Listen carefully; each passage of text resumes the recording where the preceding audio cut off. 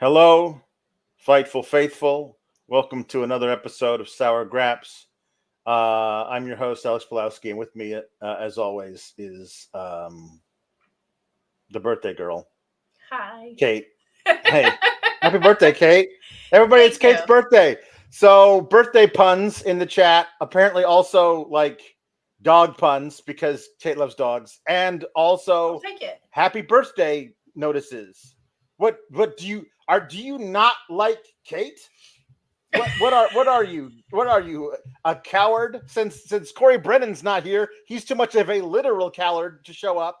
So can I just say, like, so if you're not a coward, then send in birthday wishes for Kate. That's it.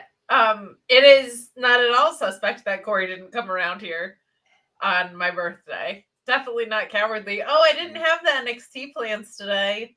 Wonder why that is. Maybe I'm in fear of the anniversary of this woman's birth. But please do get in those super chats and Humper Chats at humperchats.com. Leave a thumbs up on this video as well. Head over to fightfulselect.com where there's supposed to be a network story going up. I don't know if it already went up, but with Warner Discovery and AEW.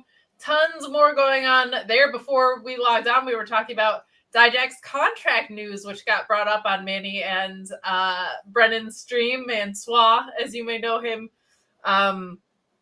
before. And interesting stuff. We'll see what happens with Dijak as these are getting locked down sooner and sooner. But guys, I'll be honest, it's going to be an Alex heavy analytical show. I missed the first half hour. And I didn't pay that close of attention. Sounds quite Sands of Blind. Like I know what happened on the show. Yeah. But this is gonna be yours to fly, as they say. Right. But if you, I'm mostly here to be idolized by you. So send in super chats. Gotta. That's the most important thing for sure. What an awful thing to say. No. Live your truth. Live your truth. Adore me. I'm very important. There's nothing more important than wrestling podcasting. Mm-hmm. Yeah. Yes, this is true. So let's you know what?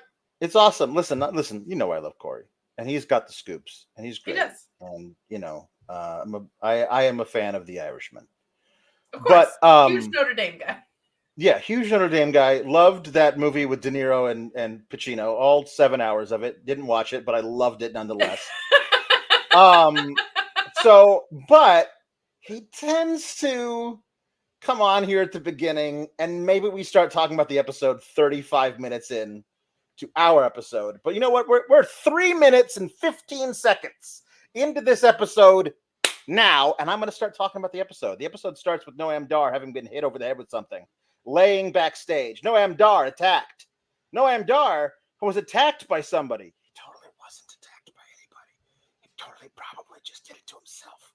But the reason they did this is they were going, hey, everyone brought this to our attention on social media, but maybe if we have plans to build up this new kid, Javon Evans, who everybody likes, we shouldn't put him in a match that he definitely has to lose versus Noam Dar. Maybe we should put him in a match versus Noam Dar's lackey. Sure, that would make more sense. And so he's not cleared. And so if somebody attacked him, it wasn't Trick and it wasn't Javon Evans. So I think you know who it is by the end of the night. People going around attacking everybody because that's what they do. Old Captain Hook crossed with a Brooklyn hipster from 2014 and also Scottish. Joe Coffey, spoiler alert, he's here by the end of the night. So at that point, everyone's very upset and they don't know what Noam Dar is.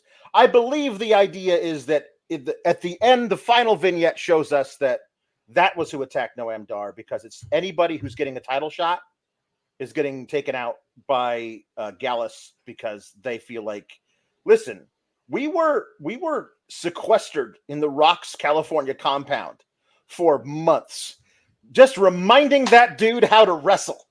And so he has the finest chefs. It was nice.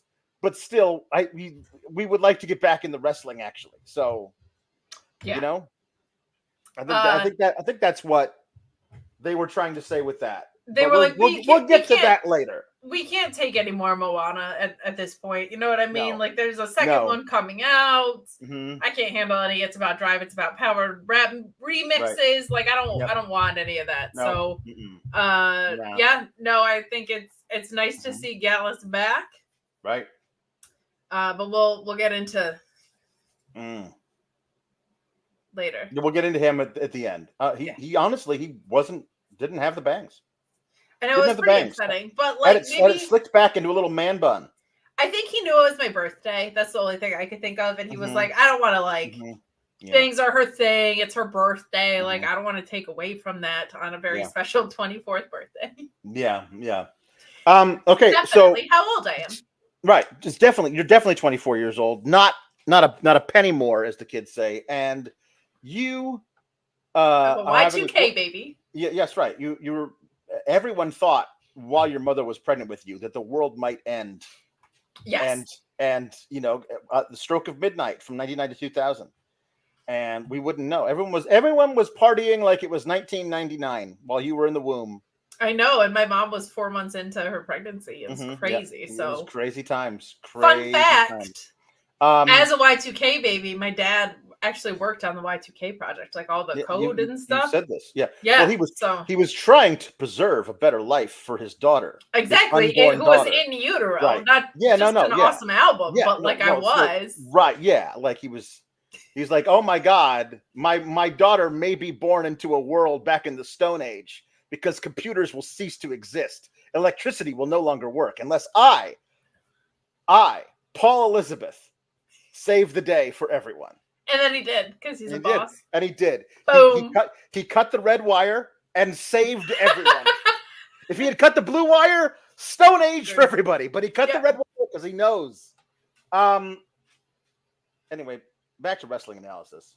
At the time that this happened, before they told us who it was, I was like, okay, well, it's not Trick Williams, and it's not Javon Evans, and if it's the obvious thing, it's Noam Dar. And then if it's not Noam Dar, it's probably somebody from way out of left field.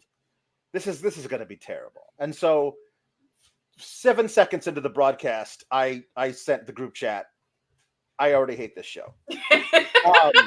I was not yet seeing watching it. They saved it by the end for me. Like I'm actually. Well, yes, two really cool things happened. But then they went back to sucking because. Listen, you can't do the thing where you show us the results of the NXT Women's Combine. You show us the results of the NXT Women's Combine. Hold on, where are they? Right here. You show us the results, okay? And you made them up. This is not what happened, as confirmed by Fightful's own Corey Brennan. These were not the actual shoot results of the Combine. Well, especially because we don't know what the scores mean. Right, the scores don't mean anything. Right? So you cannot show us this and then seed the qualifying matches as such. Number 1 faces number 9, which doesn't make any sense to begin with. Number 2 faces number 6. What? Number 3 faces number 4. How is that a thing? How are you seeding qualifying matches out of what we're looking at and say number 3 should face number 4? Number 5 is going to face number 11. Number 5 gets to face number 11. Number 1 has to face number 9, but number 5 gets to face number 11. And here's the craziest one. Okay, we know we're getting 7 and 8, and then later tonight we get that's right, 9 and 1. But the craziest one is number 10 faces number 12. How? Who? Why? Why would you show us this and then have number 10 in the rankings face number 12? How are you seeding these qualifying? Don't show us the rankings if you're going to say these women are fighting each other, because that doesn't make number 10 faces number 12, Kate. I'm going to say it one more time. calmer, so you know I'm angry. Number 10 faces number 12. I don't know if this was HBK or Ava, but I think Ava's really coming along and makes more sense than this. So I'm going to assume it's the horrible booking kid. They need to watch any tournament. And also, combines aren't supposed to seed you for tournaments, famously. Right. So there's a lot of things that are wrong with this. One, it's just out of 100. They could have written essays. We don't know what each exercise was for. And also, yes, it's a very simple process in tournament seeding. It's a pretty universal process in tournament seeding. And it's not like we're not doing the G1 here. You know what I mean? Like, just have the top and the bottom face each other. Tim McFall saying, like, you can't tell me Lash wouldn't be number 1. Certainly top 3. Like, yeah. I don't know how fast she runs compared to, let's say, Thea Hale or Sol Ruca, but I know she lifts like crazy. You know what I mean? I know she's got incredible hops. So, like, you know what I mean? Like, it's yeah, we saw her do one of the most insane spots I've ever seen in my life to Otis. Mm-hmm. This is very true. This is very true. We're gonna now say happy birthday to you. The more will come in through the note, I'm sure. Taylor Cannon says happiest of birthdays, Kate. Hope it was great. Thank you so much. JW Pringle, my brother, says amazing Alex, B-Day Lady Kate, Papa Paul Elizabeth, father of B-Day Kate, and hero of Y2K. I added that. Sister Cease and all the SGS. How's it going?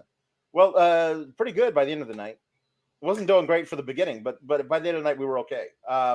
I got to hang out with goats and pigs. I went to a farm, so today was great for me. Thank you. I thought you were hanging out with Brian Danielson.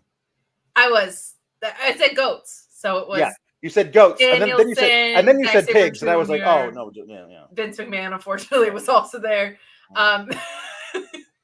That's an insult to the pigs that were on that farm. Yeah, there's an insult to pigs. Yeah. Yes. Matthew Hooks says happiest birthdays to Kate, amazing in all ways. Ricardo says happy born day to the best bangs in the biz. Thank you. Henry the Casey says sorry for no pun, but the Knicks have me distracted. Kate, I hope your birthday's been as great as an Oba Femi promo. And he Thank you. Best, doesn't he? Thank you so much. I can't wait to talk about him in a little bit. Are you also a warrior? Because I want to be a warrior. I unfortunately I'm too fatigued by the past year of my life, unfortunately. Are you the mountain that none of us can climb? Because I aspire to one day be the mountain that no man can climb. That is. I think we're the ones that make mountains out of molehills on bad booking, but I don't know if we're unclimbable. Right. Tim McFall says happiest date of birth to the mother of bangs, leader of techers, and queen of the SGS, Kate. Alex, you are perfectly adequate as well. That's a man after my own heart. I think you're very cromulent. Mm-hmm. David Evans says, hi, Alex. Happy birthday, Kate. I'm sitting this after catching up on last night's Sour Graps. I'm sorry. And says, I just wanted to point out that after turning 24, Kate, you are now in your 25th year, not your 24th year. That's a very fair point. That's a very fair point and extremely accurate. Extremely accurate. No. Jambeard says, happy forever 27th birthday, Kate. How dare you age this woman falsely 3 years? By 3 years, yeah. And then says, may you have all the clam chowder you can eat. No, we want to save the clams. Save the clams. Save the clams. Save the clams. Yes, not for eating, for rescuing. Save them. You can go hang out with Brian Danielson. No. Okay, Team 9. Kate is using all of her birthday money to start a clam sanctuary. I am. Yeah. I'm going to save all the clams that I possibly can. Yeah. Me and Nigel McGuinness are just gonna. I'm gonna watch him do magic, and we're gonna save clams. That's how it works. And if you're going to Double or Nothing, you should go to this magic show. She's going to start the clamtuary. So, Kim Gray says, happy B-Day, Kate from the Grays. Oh, thank you so much, Kim. And Tom Valley says, I don't know about you, but Kate's looking 22. Thank you. Definitely not 15 years off. Nope. Meet Norma says, here's a kiss my grit sack of monies to a leggy blonde onion, Minion 690069, Jeremy Lambert's greatest creation, Miss Kate Fabe, $1 for every year around the sun. He sent $24. That's very. Meat loves you even though you're vegan. Toodles. Thank you very much. Stop giving Jeremy credit for me. No, you should give me credit for you. No, well, Everyone first of all, should give me today credit for you should give my parents credit for me. Well, I mean, sure, but like, what give have credit for me. What have they done for me lately? Your parents, you know what I They mean? just sent us money. Well, okay, fine, I suppose. Happy birthday, Bangs Mama Kate. Says Thank you. Mr. Showtime. Thank you so much. All right, we'll get more of these in. Thank you so much, everybody, for the B-Day wishes. Thank you, and sincerely, I really appreciate it when people send in chats about my bangs because it does allow me to dunk on people who are being jerks on the internet by being like, my bangs literally make more money in wrestling podcasting than you do when it's another podcaster that's being an asshole. Nice. So it's really, really fun for me. So thank you. The greatest gift of all is dunking on idiot trolls. The old saying goes. Jambeard says 7 seconds sounds like a new record for Alex to last that long in not hating NXT. No, sometimes it starts out all right. The show starts out okay, and then in the middle of it, I just swear off NXT forever, but that doesn't last very long. Hold on, because if people are having trouble lasting 7 seconds, Alex, there's something that can be done about that. Like, if you can't go 7 seconds into your own show, there are ways that you can help that situation. Is your sex life stuck in developmental? Well, get ready for a call-up with BlueChew.com and the code FIGHTFUL. Same active ingredients as Viagra and Cialis, but how about this? No awkward in-person visits, no trips to the pharmacy. It's shipped straight to your door in a discreet package. But let me tell you, your package is not going to be discreet when you use Blue Chew, and the code FIGHTFUL helps to give you that confidence, that performance to take you straight to the main event, if you know what I'm saying. When approved online by one of our physicians, it just arrives straight to your door. You're not going to have people nosing around with what you're doing, and right now you get your first shipment free when you use the code FIGHTFUL. Go straight to the top. You know what I mean. Memorable performance, high spot, whatever other innuendos you can think of, BlueChew.com and the code FIGHTFUL. I just got a text from my mom. It's very important. Hey, Kate, I get full credit for you. I'm the one that pushed you out of my body. P.S. Looking gorgeous tonight. Thank you, Mom. It's very nice. Very nice from your mom. She gets partial credit. I get the rest of it. Like, I mean, she can have most of the credit. That's weird. But when do I get credit for being myself? I mean, you can have. We'll do 60, 30, and then you get 10. All right. And then like half of that's gonna go to my hairstylist because of the bangs. Right. No, it's fine. And then Jeremy's gonna come in here and be I like, brought you into this world of sour grapes. I can take you out. Okay. Jambeard says it has an idea, and honestly, if they said this was what it was, I'd be totally fine with it. You just got to explain it to me. It's not the way I would choose to see a qualifying matches, but at least it is a method that they might use. Okay. Jambeard says the only way my mind can register the way they did the seeding is that the combine results got the top 12's name in some kind of tumbler, and they just pulled out 2 names at random, and that's your qualifying match. Okay, that's a dumb way to do it, but at least that is a way that would have created this. I have no idea how somebody could sit down and go, on purpose, let's choose these people against each other. It's got to be random. It's just too much. This is just to get to a ladder match. You do not need a combine to a tumbler to qualifiers to a ladder match. Is too stinking much. No. No. Mike Rome is officially in NXT announcing. Cool. Yes. Good for him. It'll be cool to see what he brings to it. I think Alicia Taylor was doing an amazing job for years in NXT and deserved the call up. I think it's awesome also that like Raw and SmackDown each have like incredibly talented Black women doing the calling and they both kill it in different ways. So I'm really excited for that. I think it's awesome. Hell yeah, I love how different they are. And I do think Mike Rome is quite good, and he has something very different than the two of them. So I look forward to seeing what he brings down here. Mm-hmm. His work is great. Yeah. So, first ladder match qualifier, number 1 versus number 9, because that makes some kind of sense.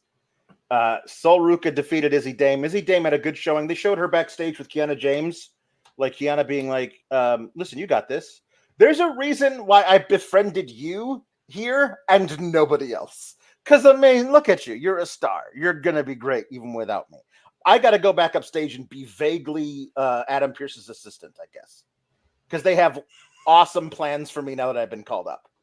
Like, Kiana James. Vaguely Adam Pearce's assistant. I don't know. There's nothing else that the thing I saw last night could possibly describe it as. She's vaguely Adam Pearce's assistant. Oh, man. Sometimes, we've talked about this before.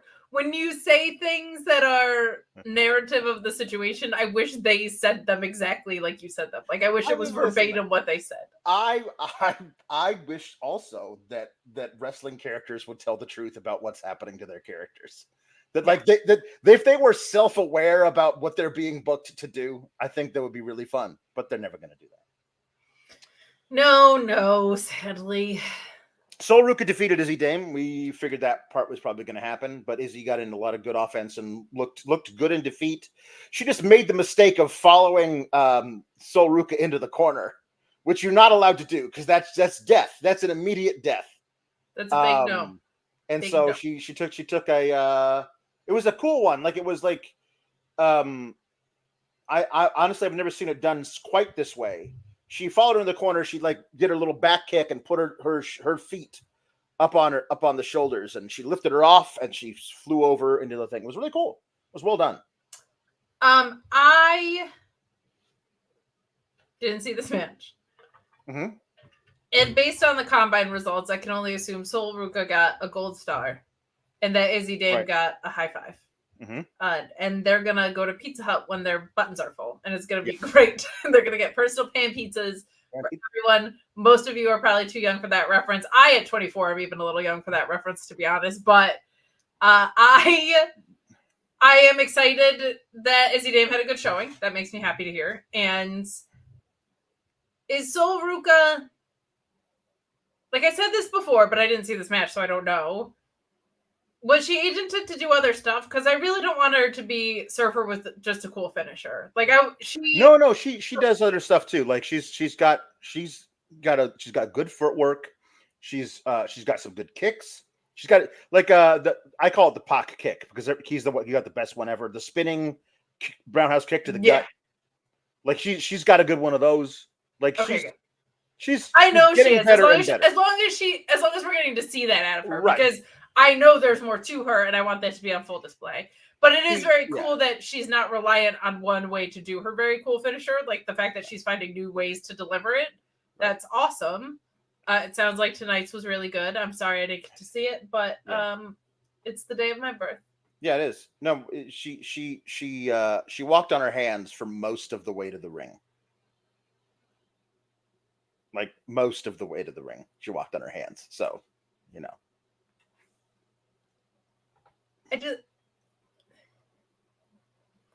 Okay. She's really athletic and acrobatic and gymnastic. I just would walk. If I would simply, this is just a me thing. I would simply walk to the ring. Yeah, well, that's just me. But you're not a gymnast surfer. No, but I'm 24 and I'm working on things. Right, okay? You're working on it. You're working on improving yourself. Honestly, your 20s are when you're supposed to learn this stuff. You know what I mean? Yeah, I mean, I think I'm probably a little late on the gymnastics stuff, but like, I'll figure Yeah. some things out about life as I'm entering my mid-20s. You don't even know who you are at this ripe young age. You know what I mean? Your brain hasn't fully formed yet until you're like 26. Isn't that still true at my shoot age? But it's fine. So we see, and this again, this is they're inching more toward allowing Twitter Ava to be Ava on TV. But they're not going far enough. I don't want them to think that they've ended this journey. I will not be satisfied until Twitter Ava is Ava on TV. Fully. Just that. So nor will I, partly because I'm so young and hip. So I don't know if you she saw resonates this with me because I'm Gen Z as well. Yeah, you are. Yeah, she's about the same age as you. So I don't know if you saw the footage of them letting the ref out of the freezer after Yes, I did. That I saw. It was like one of those ice things that you get ice out of at like the convenience store when you got like a bag of ice and there's a lock on it and they give you a padlock attached to a block of wood and you go and lock it and you buy for your ice. And he was just in there without a shirt on and they threw the shirt back at him. Like, hey, there he is. How you doing? Good job, kid.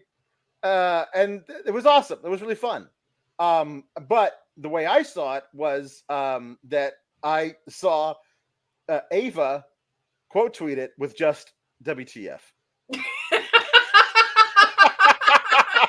Hey, she said, period, Tony D'Angelo with the @ WTF. Like she does a little period so everyone can see it. Because that's how we used to do things back in the day on Twitter. She's so awesome, man. And then tonight we got to see them in her office and like, what the hell? You can't put a ref in a freezer. What are you doing, guys? Like, hey, also, where's Damon? Where's Miles? It's like, actually, that ref, he volunteered. I don't know what he said, but it was funny what he said. Like, why the thing with the ref happened. He says, like, okay, so where's Damon and Miles? I don't know. They are where they are. Yeah, Dr. Stacks, listen. They are wherever they want to be. All right? It's like, okay. All right. You're not gonna and Big Ange is like, you're not gonna strip him of this title shot for the North American for the NXT Heritage Cup. You can't do that. It's already been advertised. And Luca's like, and you wouldn't want to be accused of false advertisement. I was like, you mean, cards subject to change. I feel like that's a thing they could just do, whatever. But I love that was a reason. Okay, fine.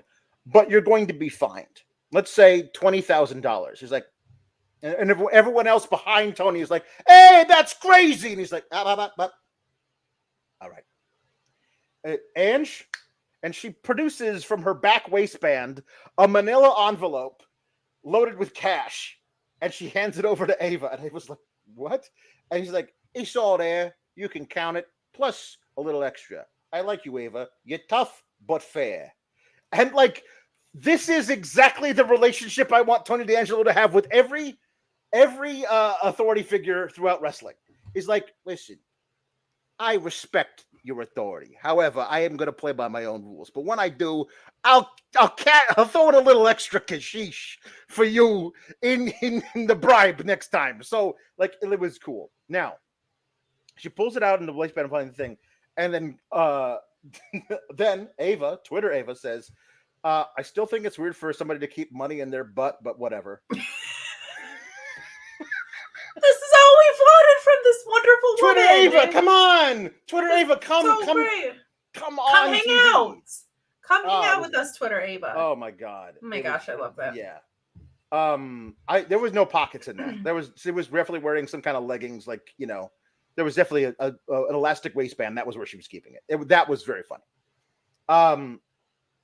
So we still don't know where Miles and Damon are. Tony is getting his match. He has no problem paying a $20,000 fine because, of course not, because all the earners this month did their jobs.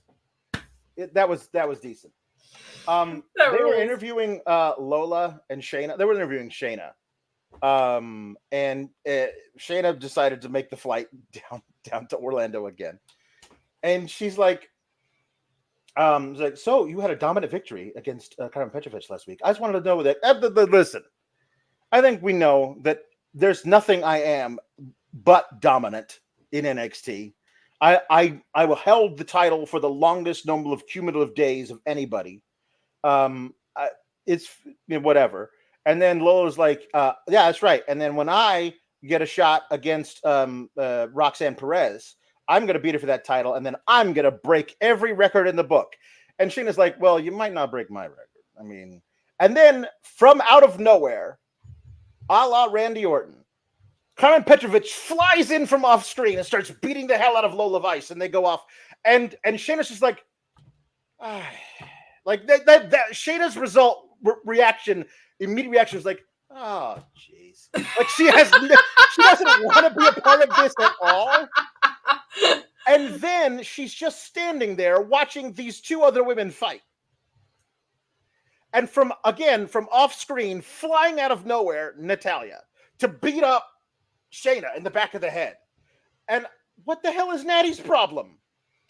Like, Shayna's just standing there. She's not like, she didn't pull Carmen off of Lola Vice and put her in a Kirifuda clutch.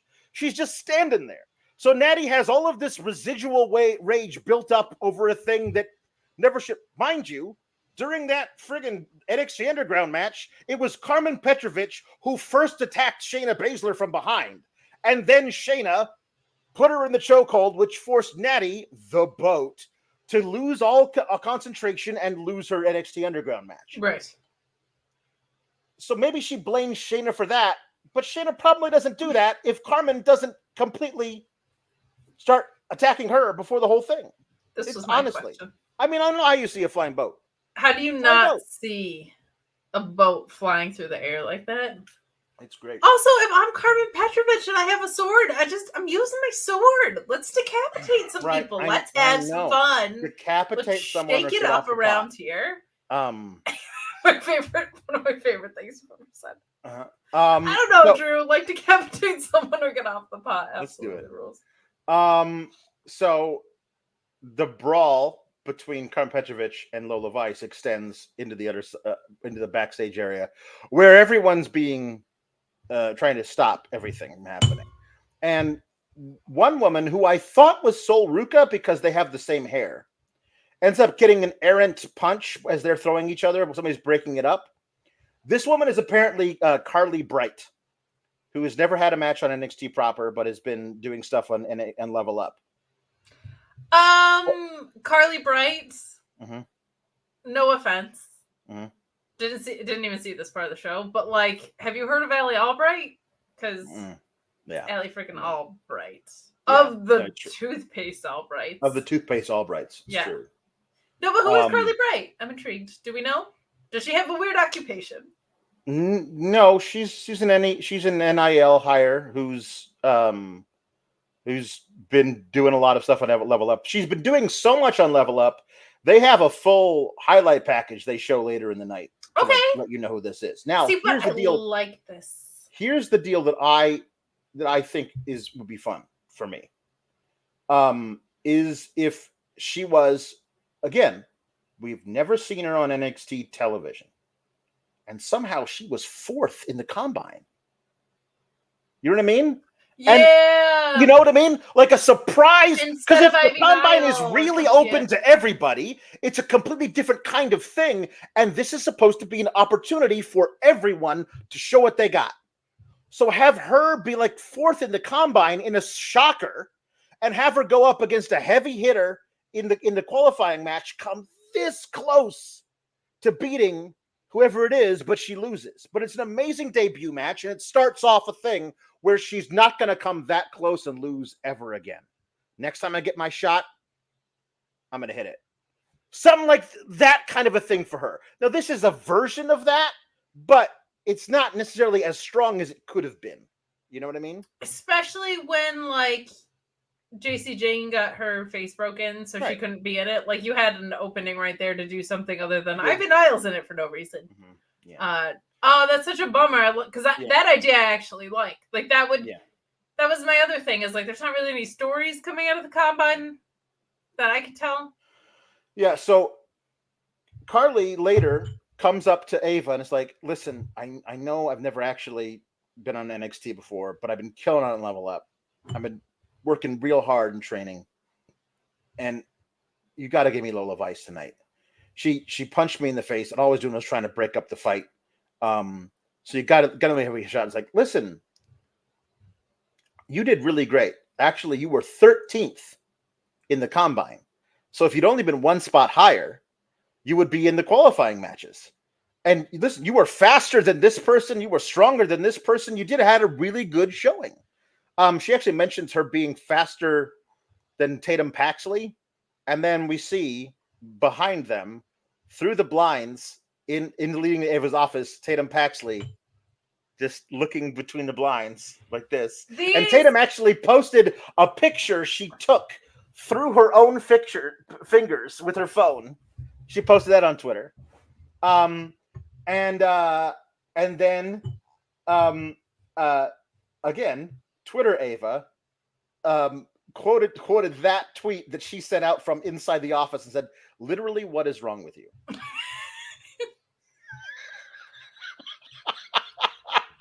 Why is this Ava not the person on television? Like, if she turned around and saw Tatum peeking through the thing and just said, literally, what is wrong with you? And walked away, I would have laughed for days. Come on. I don't know. It's fun. I like that we have refreshed production in NXT too. I like that later you said we got a highlight reel of somebody that is highlights of their wrestling and not like, this was my occupation. It has nothing to do with fighting though. I like that we're getting cool spots like that with Tatum Paxley too. Like it definitely is showing up that we're getting new production all over the place, and that I very much appreciate. Let Twitter Ava get this ready. Let Twitter Ava reign. Very good. Very good. Also, she said on Twitter, at Tatum Paxley, my office stinks. I don't know what that is saying. That's not nearly as funny to me as literally what is wrong with you. But again, it shows she's got spunk. This is much later in the night, but I'm gonna talk about it right now because we're already talking about this. Lola Vice comes out with Shayna Baszler in her corner to fight Carly Bright, and then that's the person who has the highlight package. And she doesn't get a show off an awful lot of that in this match. It's mostly Lola Vice because Lola Vice is much higher on the card, and they're not name dropping her challenging Roxanne for nothing. So sure, of course. But again, Shayna's just minding her damn business. Okay. And Lola ends up winning with her spinning back fist. She's stealing finishing moves from Eddie Kingston. That's awesome. So she wins with a spinning back fist, pins Carly. And then Shayna gets into the ring to help her raise her arm, and she starts shaking her ass. And Shayna's like, do we have to do the thing with the ass shaking? I mean, she's like, listen, I don't even know why I'm still your friend. Like, I was here to be your corner woman, your corner gal in that match, and now I don't know what there's nothing. We have nothing in common. But then she starts beating the hell out of Carly Bright some more, right? And Shayna's standing there like, what are we doing? Like, you won the match. What? Like, the idea that of Shayna Baszler being anti-violence. Shayna Baszler is anti-extrajudicial violence. It's just like, that's not who she is. She loves violence. So she must really be disapproving of Lola Vice to be like, why are we picking on the child? You proved your point. You won the match. But then, again, Karen Petrovich and Natalya sprint down to the ring and start beating up Lola Vice and Shayna Baszler. And I get why you're beating up Lola Vice. She's not very nice at people. Lola Vice. No, she's really not. But Shayna's just like, Shayna's bad at picking friends. You know what I mean? She's not great at it. She's not great at it. Yeah, no, I'm with you. That sounds like fun though. Natalia, no, Carmen's like, I'm done with this. It just ends now. Me and Natalia versus you and Shayna next week. So they booked that. It's a double taping tonight, so that's going to be taped. But like, Carmen Petrovic is nowhere near on the pecking order where Lola Vice is. And then you've got like some ladies from Raw. You know, like it's not really an NXT feud. Like it doesn't make any sense. So Lola Vice should absolutely win this versus Carmen Petrovic, unless you're using it to like propel Carmen Petrovic up the rankings, which I suppose you could. But yeah, I feel like this is Lola Vice's thing to win, and then we're done with the feud. Unless we're going to get Shayna versus Lola Vice because they lose the match because there's a miscommunication or whatever, or Shayna's like, you know what, screw this. I don't need to do this anymore. Because she's this close to being like, you know what, you're on your own. I don't need this.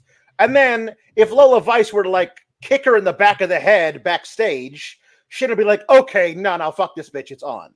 You know what I mean? And then that's what we do with Lola Vice at Battleground, is you get Lola Vice versus Shayna Baszler in a grudge match in the fight pit or something at Lucha at Las Vegas at Battleground. Like that is something would be good. And honestly, Shayna putting over Lola Vice, I'm into, especially if Lola Vice does a little extracurriculars to gain an advantage at the end and kind of do some chicanery to protect Shayna a little bit. Like, because the women's division has a lot of upper mid-carders and no main eventers besides Roxanne right now. Yes. Lola Vice needs to be put on that level, and she gets that by beating Shayna Baszler. I agree with you. I also think that justifies the Shayna run pretty well. And that's a good story of like, man, I saw some potential in you, but you're just like too much to deal with. Is a fun, I'm here from a cup of coffee main roster story, and Shayna's the absolute right person to make that work. Carmen and Natalia still feels like a little bit more of a disconnect to me, but I like Natalia is in this part of her career where so much of her value is helping people like this, right? Yeah. So I like that, but I do have to call out this chat of how many blonde athletic women do we need. There's nothing wrong with blonde gals who are built on the more athletic side. Okay, you could have plenty of them. Some can be podcasters. Some can be leggy blonde onions for all I care. Right. So I'm just saying. I guess I will say is that the NIL people who choose the ladies seem to have a type. Yes. If you've seen Shawn Michaels' Twitter, which I can't because he blocked me because I tweeted Brett is better than Shawn and never tagged him. Yeah. There's people like, but you know what? Blondes are the best. So right. So back to chronological order of this particular thing. Sure. We see backstage Malik Blade, and in the locker room, Malik Blade and Edris Enofe getting ready for their big match. And Edris Enofe is nervously holding and stroking a rabbit's foot. He's petting a rabbit's foot because he's so worried about his bad luck. And it's the exact thing I friggin' said. They're going to start having matches where because bad luck, they lose. And it's going to be a never-ending stream of Edris Enofe bringing random. Next week is going to have a 4-leaf clover, and the week after that's going to be a horseshoe. Every time he's going to find some kind of good luck charm. Brindley Reese is going to show up mid-match with a literal pot of gold and a leprechaun sitting upon it. He's going to figure out. But they had such a good match with the Blurry Boys. What are we doing with this gimmicky stuff again? Yeah. So OTM, Scripps is not there. They're not writing off Scripps. He's just fading into the background. He's just gone? It looks like he's just not gonna. They're not gonna do anything with him because they had a TV match, their first one in a long time, and like he wasn't there with them. Scripps is in a friggin' Snickers commercial. Like he's the butt of the joke in a Snickers commercial. And no. He was on the Tron, but he's not in their entrance. Yeah. So that is weird. I know he's leaving. I know he's leaving WWE, but I thought they would do an angle to get him like jumped out of the gang. You know what I mean? Like do something to make it. Well, maybe it's not so much that Scripps is gone. Maybe it's just the guy who plays Scripps, and just the Bobby Ventura is going to come in and take over.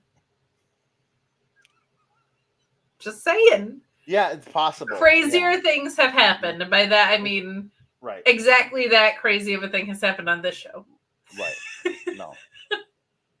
It's perhaps if they need somebody to replace Reggie Scripps, they'd recast the character. They used to do that sometimes. Yeah. Quite famously, when Razor Ramon and Diesel left, they just hired new guys to play them. Maybe they'll do that with Scripps. Also, might I remind you, Doink the Clown originated by the one and only Big Josh, replaced several times. Yeah. Dos Sin Caras happens all the time. I could see them being like, Reggie, you're out. We've seen what both of you can offer. Reggie, you're out. Jesse, the Body Ventura, get a boa, hop in. It's your time, kid. So the reason they actually lose the match because of bad luck. Edris Enofe's boot starts coming off. And he can't get it, like the zipper on it is broken. He can't get it zipped up. And so because of that, they lose the match because he's tripping over his own boot. Bad luck. Bad luck. Like, at least it's not slipping on, at least it's not Brindley Reese standing ringside saying, hey guys, hope you don't mind. I got to get my potassium intake today.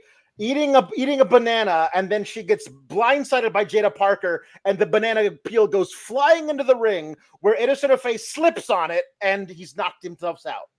At least it's not that, because I was feared it was going to be something that stupid. That is true. It is. They did at least do a wrestling in it. Like it is. That is a bad luck thing that would happen to a wrestler. So that much I appreciate. Yeah. But I just don't understand. Like, wow, these guys showed out. Let's overhaul their character and give them something so gimmicky it diminishes what they're able to do.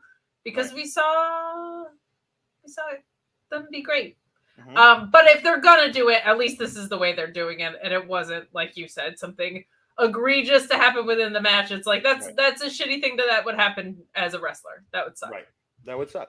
In fact, Alex, I bet that has happened to wrestlers. You bet?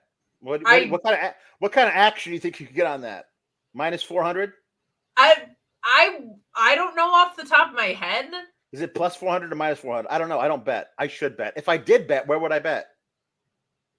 Well, you go to Bet Online, but now I feel like you kind of just like really steamrolled the whole. Hey guys, I'm here to tell you about Bet Online AG, the official betting partner of Fightful. Whenever you hear about odds for wrestling events, boxing events, MMA events, or really anything, it comes from betonline.ag. They have the earliest lines with odds open before the competition. You can bet big with high limits and rebet functionality. They have the fastest payouts with winnings paid in just minutes and the industry's best bonuses on every qualifying deposit. The biggest markets like NFL, NBA, NCAA, NHL, UFC, plus odds for things like WWE, AEW, and tons of other companies as well. They also have a bunch of popular games. They've been trusted for 25 plus years. As I mentioned, if we have odds here on Fightful, they are always coming from betonline.ag. Check it out, my friends. Bet what you can. Please bet responsibly. Sorry about that. It's your birthday. I should have let you go. Just let me do it. I'm sure. And do you want to do it now? Do you want to do it now? And I'll pretend like it's really. No, we already played the thing. Okay. All right. Next time I'll make sure. Being 24 sucks. So here's sucks. I hate being 24. Cyclo asking, well, how does the backlash story pay off? And Orion Ben has the perfect response for this.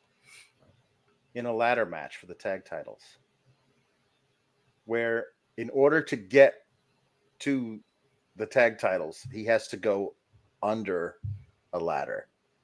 Edris Enofe. And because he goes under the ladder, he freaks himself out, thinking that he has just cursed himself. And that's why they end up not winning the titles because of that. Or he does it anyway to prove that bad luck isn't an actual thing. And that's how they win the tag titles. Wouldn't it be great? And by great, I mean terrible. If they finally reward Malik Blade and Edris Enofe, who suffered through some really bad stuff during the 2.0 era. Remember when they were dressed up as waiters so they could somehow find a way for Mandy Rose to sit on their laps? Remember that stuff they did with them? But they proved in that one match versus the Blurry Boys that they can really go. So instead of saying, hey, let's build off of that with their amazing in-ring work, let's give them a ridiculous bad luck story where they're going to literally probably slip on banana peels and all kinds of weird things. But then eventually they'll get to the titles through those means instead of just by being good wrestlers. They did have Malik in a sweater vest. Thank you, Luis. Yeah, I just it also was just like he's bad luck guy now. He didn't go on a string of.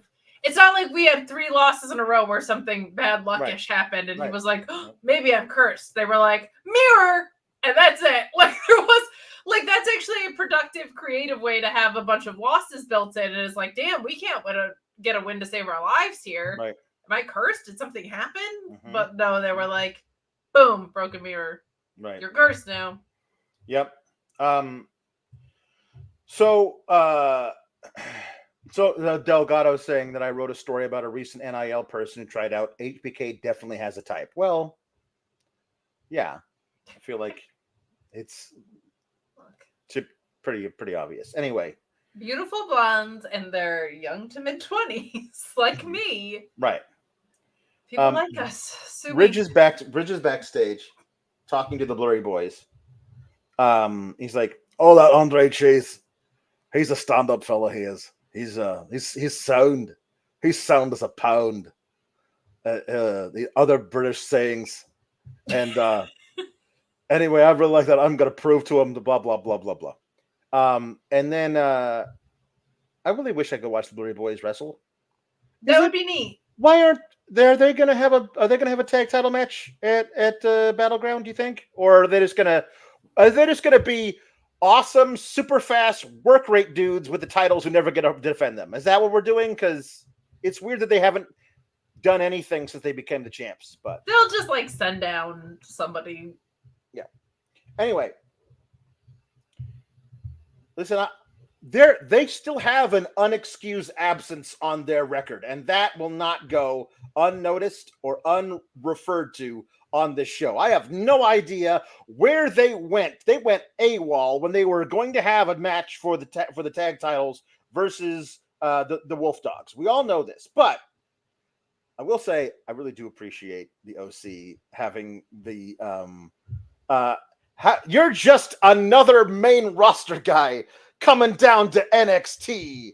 That's not allowed here, kind of thing. They're basically taking all of my upsetness and throwing it back at me because they are the most not NXT guys to be in NXT. And on it, I have not seen them on SmackDown since they got drafted to SmackDown. If they're actually on NXT, like I eat my words entirely. If they're actually going to be on NXT for real, this is awesome. They could do a lot of stuff. They're honestly doing a lot of fun backstage stuff. They had a good match today. Cool. Like I think it could really work for them because they're not being used on the main roster. They could teach people a lot of stuff. But I also just love how they're being ironic about how Ridge, why don't you go back to the main roster where you belong? Yeah. And then Ridge is like, listen, if anybody doesn't belong here, it's you. At least I came through NXT before I went to the main roster. You guys didn't. Blah, blah, blah, blah. Well, how dare you? The only thing that I can say to that is that you would need to find yourself a partner to face us later tonight. Oh, but how could that be since Angry Brother doesn't have any friends? Nobody ever has any friends when they need them. Poor wrestling. Mm-hmm. Mm-hmm. I would like to see the OC in NXT, but why did you get drafted to a different brand? It's my thing, but I don't know, man. Whatever. I'm happy for Luis. It's always my go-to here. It's Luis's boy. I'm excited to see the work they're doing, and I think they're doing a good job. And they seem like they have a renewed interest in their wrestling creative. But mostly, I'm just very happy for Luis because Machine Gun's great. So backstage, Ridge can't find anybody, but then he runs into Chase U. All of them. They travel in packs. Yes. Question. Yeah. Are we supposed to like Ridge Holland? I think the answer is yes, unless it's a giant swerve, which it still could be. Okay. Because we haven't seen Sean Spears in a while. Yeah, that's why I'm still kind of trying to prove that who he is or whatever. And he's still unprovoked attacked a guy backstage, in 2 feet in front of the general manager. So I don't know, it's weird, but so they think, hey, Andre Chase comes out listen, Chase U, we'll be your partner. Oh, that's great, Andre Chase. You're a sound as a pound guy. You're a stand-up guy. You are. Thank you for being my partner. Well, actually, I thought that Riley could be your partner. Riley's like, what? And Thea's like, oh, Riley, you gotta do it. You really gotta do it. Be my dance partner. She's on some kind of uppers, I think. And Riley agrees to do it because then Thea says, oh, it'll be a teachable moment. And so Riley reluctantly agrees to be Ridge's partner for the match with the Good Brothers. Do they just not have crushes on each other anymore? I don't know, man. They don't. No, they moved past that. Even though they found out there were shenanigans with it? They moved past it. I don't know why, but they moved past it.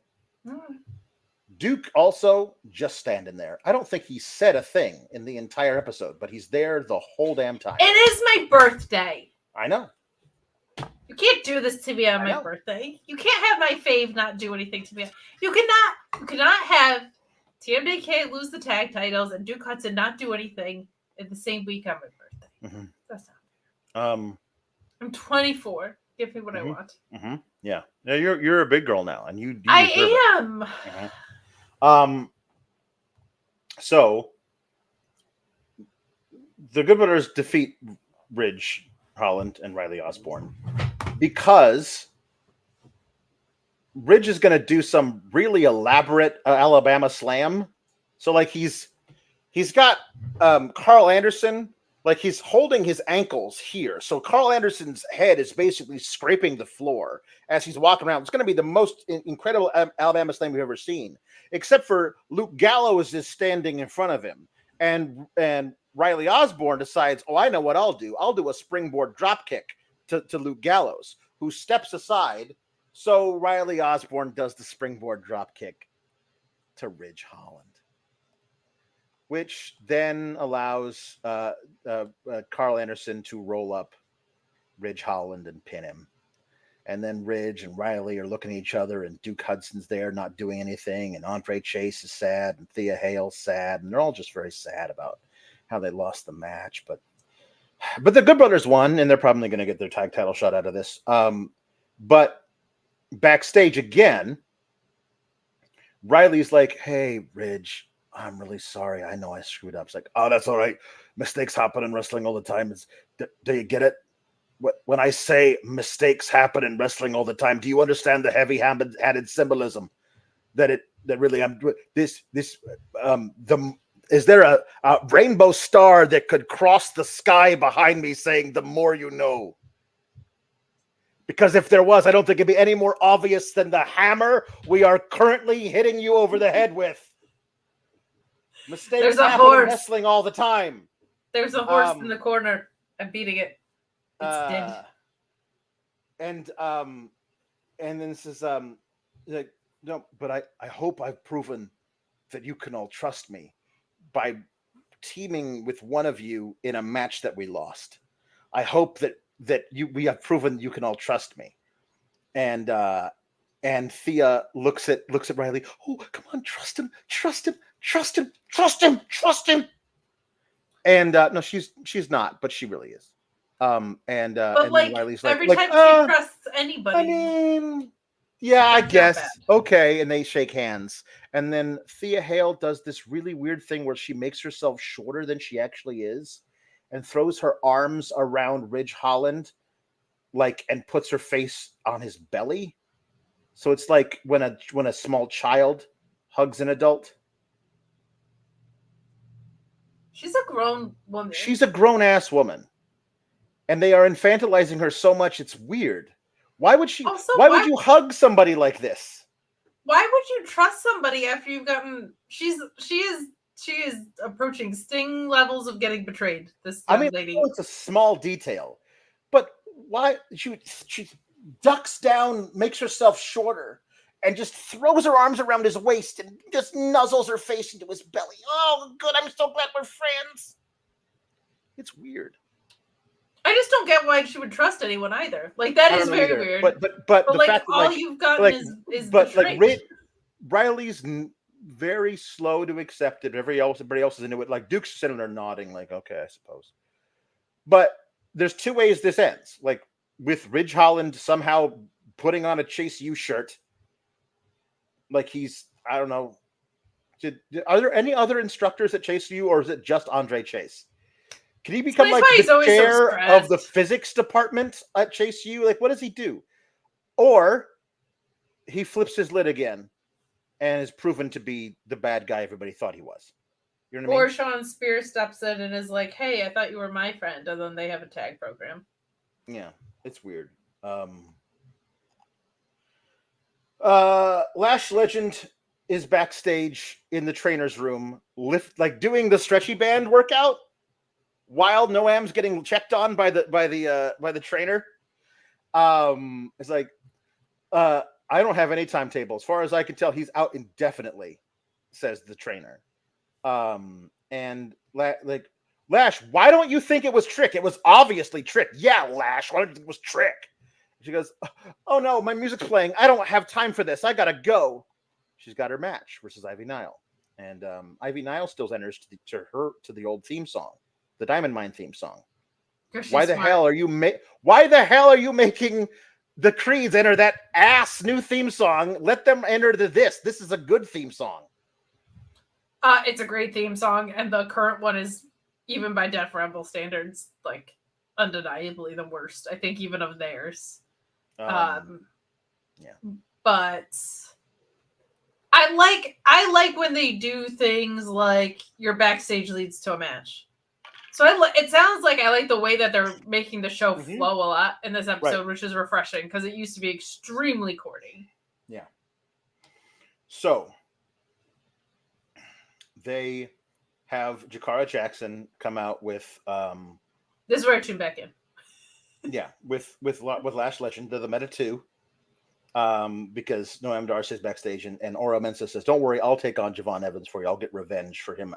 It was probably both Trick Williams and Javon Evans who did this, says Metaphor. So I'll get revenge for you. And so we get I thought there was part of me that really thought they were going to use this Lash Legend being distracted bullshit by all of this as a way to have her lose. As a way to have her lose and have Ivy Nile, who's not in. Listen, you had literal years with Ivy Nile on your roster to make her feel important as a singles wrestler and never did. The idea that she would get called up a year ago almost, and now you're going to do something with her in NXT as a singles wrestler, it just would make me so angry. She did very good in this match. I like Ivy Nile a lot, but I don't think people who aren't in NXT should be competing for NXT championships. Sure. Even Michin. I know she's going to be in there as the general in a ladder match, making sure kids don't kill each other. In a lot of people's first ladder match, yeah. I think that's a good reason for her to be there. However, still, but Lash Legend did win because Jakara Jackson helped. So they're doing this thing where like they don't like Lash because Lash has the hots for Trick Williams, who is their enemy. But Jakara Jackson still will help her out in the match by grabbing hold of Ivy Nile's foot. Yeah, it's not like a deal breaker for them yet, which I think is good. Yeah. I like that it's a little bit more gradual. But how was the in-ring? How did Lash look? Because we haven't seen her in a while. And we haven't seen her in a while. She was playing distracted. Sure. And so they kept bringing it up. Vic Joseph kept bringing it up. Vic Joseph kept bringing it up. Booker T just kept going like he doesn't actually usually say words. He used his shucky ducky quack quack for a Lola Vice dance break. So he only gets one of those per night. He said to break it out when there was no wrestling happening. So yeah, they could just have it. It was good. Booker T it's the most I've gotten to see Ivy Nile wrestle. I feel like it, like now in a couple of straight days. You know what I mean? So that was last week. Yeah, we started first with Ivy Nile last week. So good. Let Ivy Nile wrestle more. She's good. The Avalanche Bulldog off the top was amazing. They turned it. She basically reversed a top rope choke slam into a top rope bulldog. That was really good. Whoa, that was awesome. I like that a lot. That's very cool. Mm-hmm. All right. Yeah. And this was, of course, the number 43 seed facing the number 47 seed. It was 6 and 7, I believe. Okay, that one makes more sense. That makes more sense. Yeah, because they're both in the middle.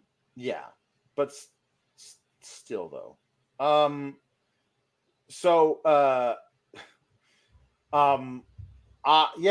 This was good. Lash, because Jakara Jackson's little interference, Lash hits a big pump kick and wins. So, and then we go backstage for a very, very quick, not quick enough. Lexis King is standing around with some people who are never on TV, and they act like he's not the most obnoxious mother effer in the world. He's got a fresh new lineup on his terrible beard and sideburns.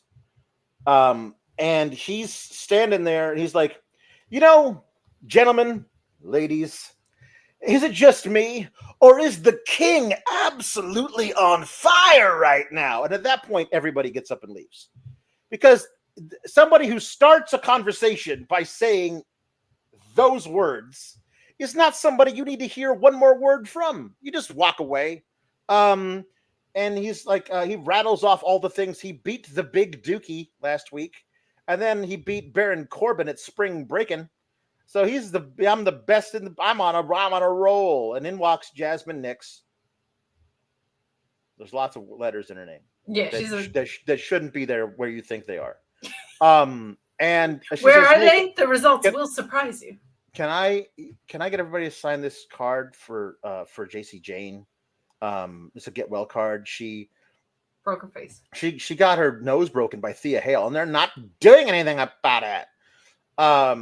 So you sign this card, and was like, a get well soon card for JC Jane.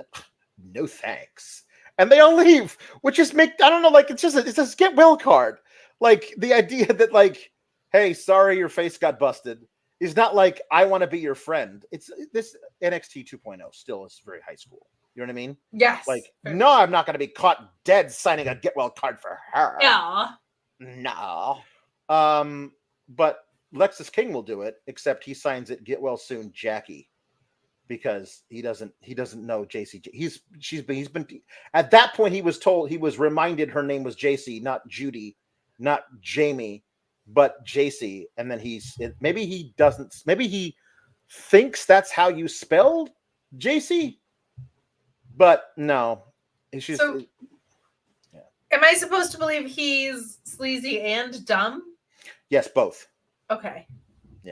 You know what? This is actually a really cool. This is a really good analog from Orion Ben. Lexus is the new a big body Javi, but he doesn't have a Mackenzie Mitchell. Like that. Honestly, that to me is who this guy is. He's completely obnoxious, but he doesn't have the foil to like be like, "What are you doing? Why are you being like this? You're very odd." You know? Yeah, you need somebody like that. Mm-hmm. You need somebody like that. Mm-hmm. And Javi was better at it, I think. Well, and it's also not who he was. Like, how did we get here from where we were? yeah, I don't know. Yeah. Jambeard says, Jasmine, too many letters in her name, seems like a screen name from MSN chat. It does. It does. It was an AOL screen name. So, but so he signs it, get well soon, Jackie, and Jasmine reads it, and she's like, oh, what a jerk. So, like, even the heels don't like you, Lexus King. So, yeah. I just would simply start making friends if I was a wrestler. I would. Because it seems like at some point you're going to need those friends. Seems like you would. Based on the nature of professional wrestling. Javon Evans and Oro Mensah, do you remember how he debuted in NXT? Not or across the pond, but here? I just remember Allie calling him Oral Messiah. She did do that. They did a whole they did a whole bunch of episodes that were taped. And in one of the taped episodes, somebody was hurt or something, or there was some kind of thing that he had him debut in a match versus Grayson Waller and win it, and then they retroactively made that. Right. Then they but between when they taped the match and when they aired it, they decided we're doing a big ladder match, and we're going to make that match a qualifying match for the ladder match. And so he won his debut, but there was and he was in the ladder match, but then immediately dropped off TV. Yeah. Oro Mensah is a really good wrestler. He's a really good wrestler who now is just a bump boy and job pin eater for Noam Dar. But he proved in this match how good of a wrestler he is and why he probably shouldn't be just a bump boy for Noam Dar. I will say I am a fan of stables, and I like that Triple H's, to the surprise of nobody, Triple H's WWE has a lot more stables than Vince's did. I just think it sets some very natural stories. They have not yet gotten very good at, and I'll even say this, because I'm 24 now and I can say whatever I want. Mm-hmm. They're not as good as AEW at this thing. So hot take coming in of making there be less of a gap between the leaders of that stable and the other members of that stable. Like, I feel like everyone in the Blackpool Combat Club feels important. I feel like everybody when Ruca and LFI are a thing, everybody feels important. They just play different roles. House of Black, I feel the same way. WWE, both in NXT and on the main roster, could get a lot stronger at closing that gap where it feels like it's Santos Escobar and two other guys, right? Like, or a few other guys. So I would like to see them do a better job of that. I think Noam Dar has such a big and wonderful personality that it wouldn't take that much to do that, because it's not an egocentric way of going about business. He would gladly take those other guys along for the ride if they gave him stuff, gave them stuff to do. I think Noam Dar can make everybody else look great if they set it up right. So I really would like for WWE in general to close that gap a little bit more. And I think they can. It just takes a little bit better storytelling. But the idea of stables is like, my friends have a problem with your friends. It's the most natural shit in the world. It's great. So I'm glad that Oro Mensah showed out today, and hopefully like he's allowed to speak at some point, or him and Noam Dar have funny exchanges or whatever. Luis reminds me exactly what it was of the how they figured out, oh crap, we taped everything. We don't have anything. We can't change anything on the fly. This was where they did Solo Sikoa wins the North American title on his way to SmackDown, and then defends it versus Riddick Moss, old Madcap himself, He wins it on a Tuesday, defends it against Madcap Moss on Friday, and then on the following Tuesday, they do you're not actually in NXT, and that was an unsanctioned match, so you're not allowed to be the champion. Please give us the belt. Also, there's going to be now ladder match qualifiers for a ladder match for the title, and that was the title. That was when Wesley won it. Was in that ladder match that Oro Mensah was also in, but never would have happened if they hadn't been like, crap, we put an NXT title on a SmackDown guy. We don't know what to do. Yeah, and I'm sure there were networks that were not like totally thrilled with that idea either. Yeah, and Nathan Frazier got injured in that match, I think. Was the match he got injured in. Like it was a whole kind of a lot happened in that. That was a crazy one. But yeah, Javon Evans and Oro Messiah was very, very Oro Messiah. Oro Mensah. Oro Mensah was very, very good. That makes me happy. I did appreciate how they had Jakara Jackson come out and do her pose in the shaft of light with a lollipop over her shoulder for a Lash Legend. And then they had the whole match, which she involved herself in. Then they did a backstage segment, and then they had her do it again, but with Oro Mensah this time. But she got to do her entrance twice for matches she wasn't in. But Lash wasn't in the entrance for Oro Mensah, but she was at ringside like 2 minutes into the match, which I thought was like, Lash, you just won your qualifier. You can hang out backstage and get some water for 5 minutes, but then we got to get you at ringside because we got to do this weird thing with Trick Williams. Where Trick Williams, again, they are Tiffany Strattoning the hell out of this guy so far. He is one of the most over dudes you've got across all brands. Yeah. And you just made him champion, and he got knocked out with an elbow by Noam Dar last week. And the way he gets his revenge this week is not by attacking Noam Dar, because we figured out who that was later, by walking down to ringside, giving an eye to basically staring down Lash Legend so she won't pass a chair to Oro Mensah to use on Javon Evans. And so she doesn't. And then that's it.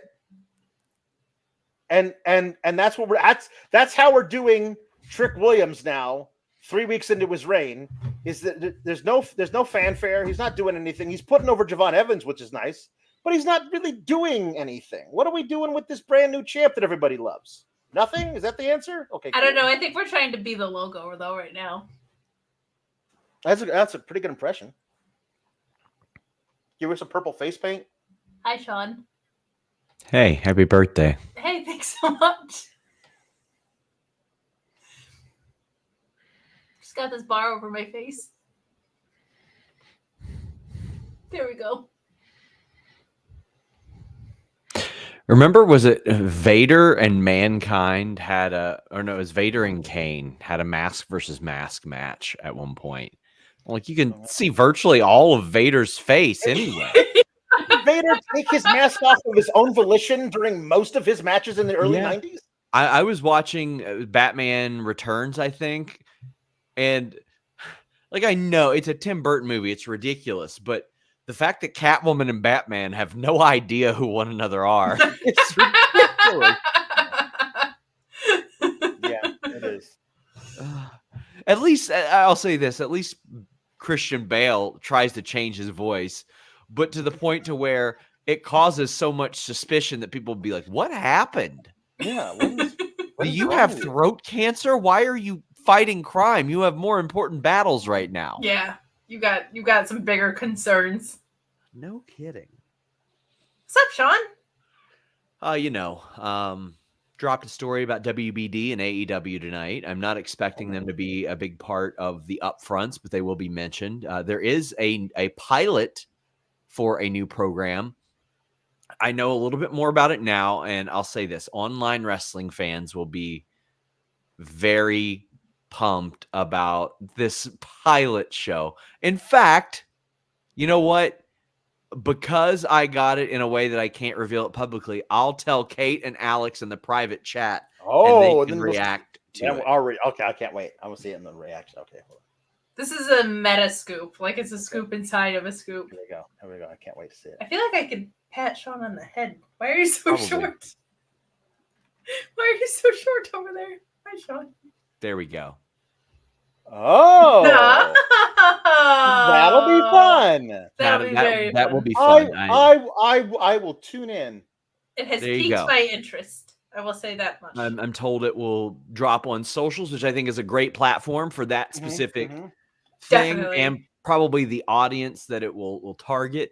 But like there were a lot of people saying like, "Oh well, no deal is done." Listen, man, they have been deep in talks for like over a year, and a part of my report on FightfulSelect.com, best $5 in the business. WBD has wanted AEW on Max for quite a while. And that was a conversation that I had today where they're like, well, just so you know, like everything that we do, we have Max in mind now. Like that is a thing for us. And they said that when AEW came around, Max was barely like a twinkle in their eye, and it wasn't a thing that was heavily negotiated. And now it is. Now it's a big part of it. And a conversation I had with somebody at WBD is wrestling brings a completely different audience to Max than what is at Max. There are a lot of people that just watch wrestling. And obviously something I've been saying for years, if you are AEW, you absolutely want to be on the same streaming service as Euphoria and Peacemaker. Euphoria, a show that, you know, a younger generation likes and really embraces, and Peacemaker with a natural crossover of John Cena fans and the like that might enjoy your show. But I heard very complimentary things from both sides, but the exclusivity window is not done until this summer. So AEW and WBD still have exclusivity here. And with the NBA, I was told if they lose the NBA, they're going to be spending that money elsewhere. Now, that doesn't mean necessarily that AEW is going to get like an insane amount more because the NBA is gone, but they will reinvest that money. They're going to look to keep their foothold. And we'll talk more about this on the hump on Wednesday. But here's to hoping that if NBC gets the NBA, not only is Round Ball Rock back, as Tom LaValle says, Braun sings it with the lyrics, they have to have a version of Round Ball Rock with the lyrics at this point. They have to do it. Right. It's required. Yeah. Oh, here's a funny one. Sean finally getting his own show that will make the internet happy. Okay, so I can reveal this now, and I'll reveal it on this show. How about this? Before WWE TV rights were negotiated, there was a sports agent that contacted me saying that a place that didn't end up getting the rights was looking into having talking heads for like an insider type of complimentary programming if they were to get it. And I said, no, thanks. They did that once. It didn't work out too well with the other guys. I'm good. I'm actually all set. Thank you so much. All good there. Ain't doing it. Look, birthday scoops for me right There here. you go. I love it. There you go. Well, happy birthday, Kate. Thank you, Sean. Basketball. I'm gonna dunk it, I think was the... Yes, that's part of it. That's part of it. Yep. Okay. Basketball. Yeah. We're definitely going to do that later. Anyway, Trick Williams meanders down to ringside and gives the stink eye to Lash so she won't use the chair. And that allows Javon Evans to get a victory. And then after that, nothing happens. He gets in the ring and he gives a hand up to Javon Evans. So Trick Williams getting his own Trick Williams is a development that's pretty good. Like, I mean, if Lash leaves and it becomes like Batman, Robin, and I don't know, Batgirl. Sure. Because the Batman and Robin thing I already saw, like, oh, it's gonna be cool. It was Trick Williams and Devon was a Batman and Robin in NXT, which is it is kind of cool. But then you're like, okay, we're gonna add Lash. How are we adding more people then, or is it capped off at those three? Again, have we preemptively decided that Trick Williams on his own cannot carry NXT? Because it feels early to decide that to me. I'm just saying the Lego Batman group had Batman, Robin, and I forget what the gal cop's name was, but she was great.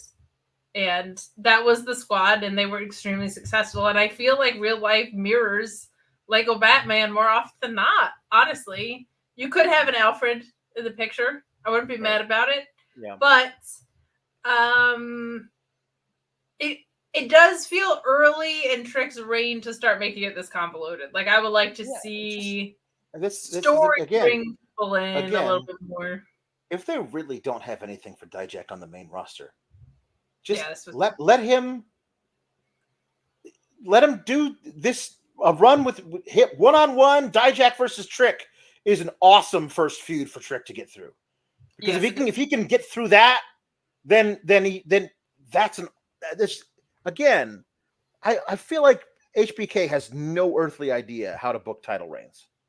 Like it's sometimes it's so convoluted, or like the wrong first dance partner, or it's like you're going to do a triple threat, all this. It just doesn't. It's amazing how often it is doing too much. I feel. I feel like more often than not with NXT in particular, but particularly like specifically the title reign aspect of NXT. Mm-hmm. It is so often an over engineering of like making things way too crowded and complicated. For example, if you want to crown someone in a ladder match, you don't have to have a combine, right? And random seating, like, and then pick the 12 girls for the title for the matches that you would already have picked.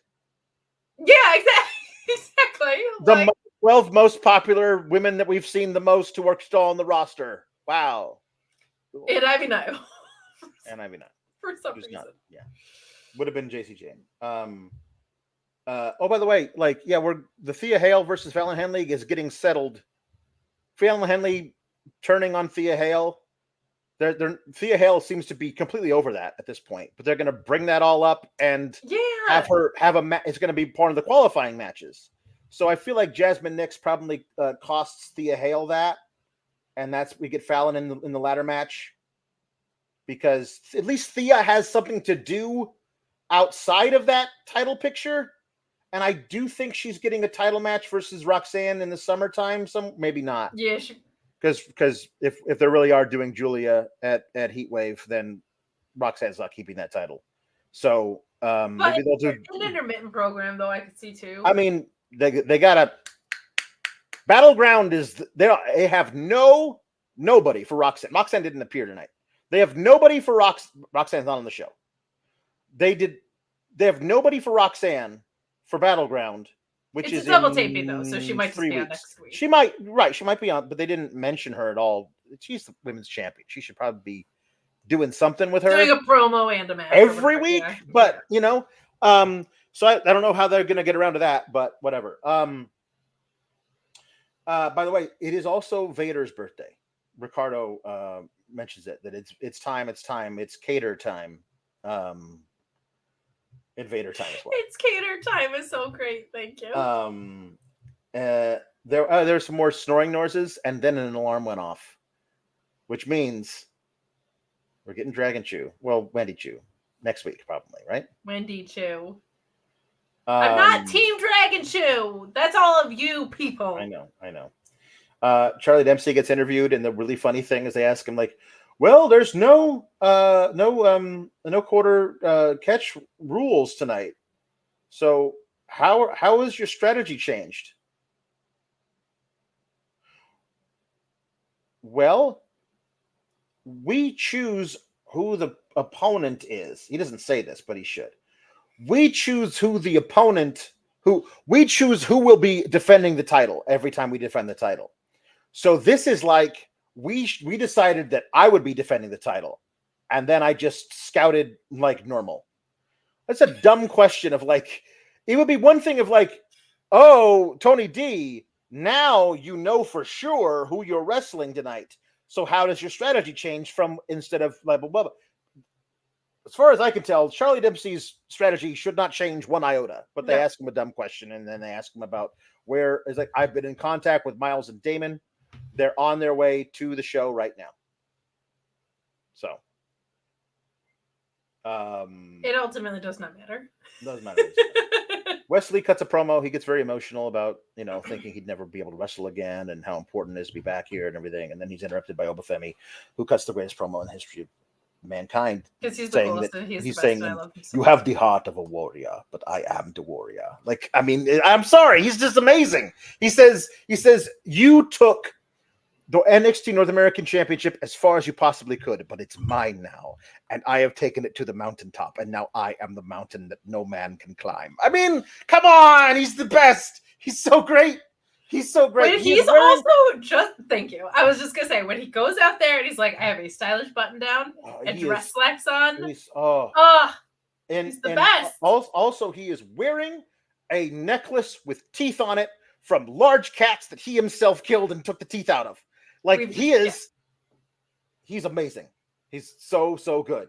Chat loves him. You're right. And then they are interrupted by Ivar. And Ivar's gonna. I need Ivar to take it down a notch. Well, on all of the stuff that he is now, because he's too normal. He's normcore Ivar, and it's just normcore Ivar. I'm so used to the dude being the Viking that now he comes out and he's wearing like this leather biker vest and big combat boots and a military cap, and he's got his hair like in a little braid in the back. He looks like the 7th lead in a new season of Sons of Anarchy. But he's like a cool like biker dad. Like, he's not really into the whole crime thing, but like he looks like one of those guys. Like, there's a bar that has there's a bar that I've gone to around here that just basically has these guys at it. Like, they're hardly enthusiasts. They're not really bikers like they could have been, but they're not anymore or whatever. They found Jesus, and they're just all sitting around, fat guys with long beards drinking Molson. You know what I mean? It kind of feels like he saw Edge's clothes, Copeland's clothes, Copeland's closet. It was like, I want to do that. Right. I don't mind it though. I kind of like that he feels more human. It is a shock to my system, because I still think he's going to come out. Because when that music hits, it's the same. It's not casual Ivar music. It's Viking Ivar music. That's fair. And I always assume it's going to be Viking Ivar. He also still wrestles as Viking Ivar, but he cuts promos as biker dad Ivar, and it's weird. I'll give you the music and the ring style. Right. But if anybody's going to shock the system, it should happen in NXT. Am I right? That's true. And then I do love Wesley being like, I was just trying to talk to the crowd. I'm just trying to have a talk with this guy. And they're doing an interrupting promo parade, and then again, the double vest comes out, and Briggs is like, "Hey, you and I tore the house down at Stand and Deliver, and I really wanted Oba to be like, you pack a punch. But I seem to remember you laying on the bottom at the end of that match. You know what I mean? Like, yeah, we did great, but I won, and you were going to get pinned by a different dude if I didn't come in and stop him from taking you out.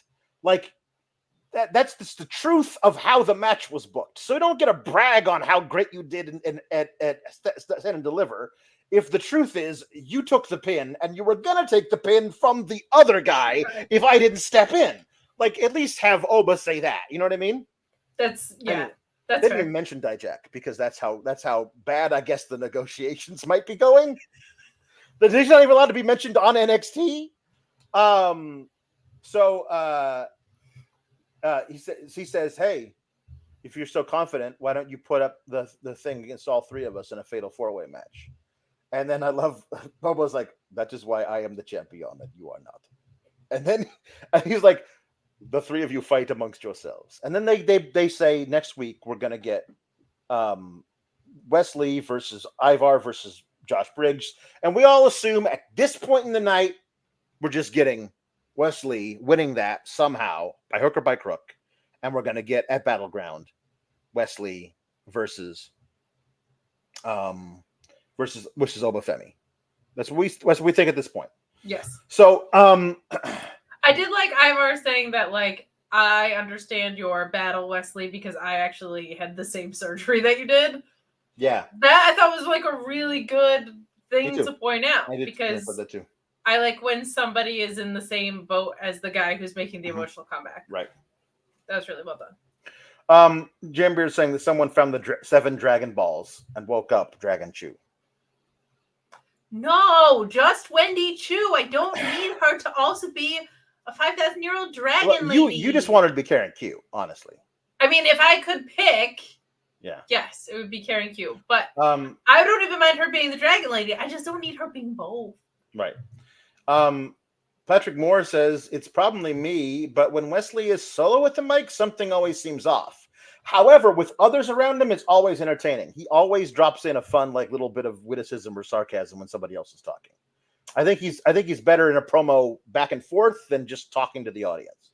I actually think he's really good at both, but I think it's natural to talk to other people rather than general crowd. Right. Like, I think that's a more human situation to be in, but I think he's actually quite good at both. He also says, happy birthday, Kate. Do something mostly legal. I will. Mostly legal. I know you're thinking like, ooh, scandalous, but I'm thinking of like cheating behind a ref's back. You know what I mean? Like, good. It's mostly legal because the ref didn't see it. So Tony D'Angelo versus Charlie Dempsey is really good because Charlie Dempsey is better than he is. I think allowed to be on television because they still don't really know. They really should just lean into the son of William Regal with him. You know what I mean? Like, he's really good, but he never feels like he's wrestling to his full potential. When I watch him, I feel like I am watching a guy actively holding back because if he did all the things that he could do, then it wouldn't be fair to other people. Not with Tony D, because I think Tony D can hang with him. But a lot of times I'm watching him go like, you're not doing all the stuff that you can do. I feel like there's more there. I feel like he doesn't really, we haven't seen him have a real story to sink his teeth into, and that is hindering it a little bit because everything Tucker is made better by a more fun story. Right. But I'm with you in that it's like, I think he needs to have a big fight for him to be like clicked in. And most of it has felt like, here's a Heritage Cup defense. Here you go. Like, it's not great. It's too late, I think, for this. But I mean, they've already done everything. But like, I mean, just really lean into it. Call him Charlie Regal. Have him be Regal's, like, the son of William Regal, and all these guys that like William Regal basically handpicked in Europe, in the UK, to be Regal's guy. And those are the dudes he wants to take out. Pete Dunne, Tyler Bate, all these dudes, because he has to prove to his dad, who's always been a little hard on him, that he's actually the real spitting image of who his dad was. Like, there could be a lot of stuff there with him. I mean, I don't think he need the no quarter catch crew thing feels like it's kind of a tainted with all the stuff. With the Gulak like, you could stuff figure out a way out, to do whatever, but anyway. So Tony gets the first fall with some good wrestling work. Charlie Dempsey ends up attacking an injured left arm. He's putting in arm bars after arm bar, different angles. Really good. Tony D escapes by the skin of his teeth one of the bells, and then he ends up taking a bridging Jumping suplex, so it's 1-1. And then it wasn't in the last round or anything. There were still more rounds to go. It wasn't like this was sudden death or something. Because they explained the rules. If it's tied 1-1 at the end of 6 rounds, the champion keeps the cup. So, outrun Damon Kemp and Miles Bourne. They are wearing shirts with holes in them, and Kemp's hair is all over the place. And it's just like, so we've been held captive in a warehouse somewhere for a week, and this is what we look like now. Our clothes are all torn, and they come out and attack Ruca and Stax, and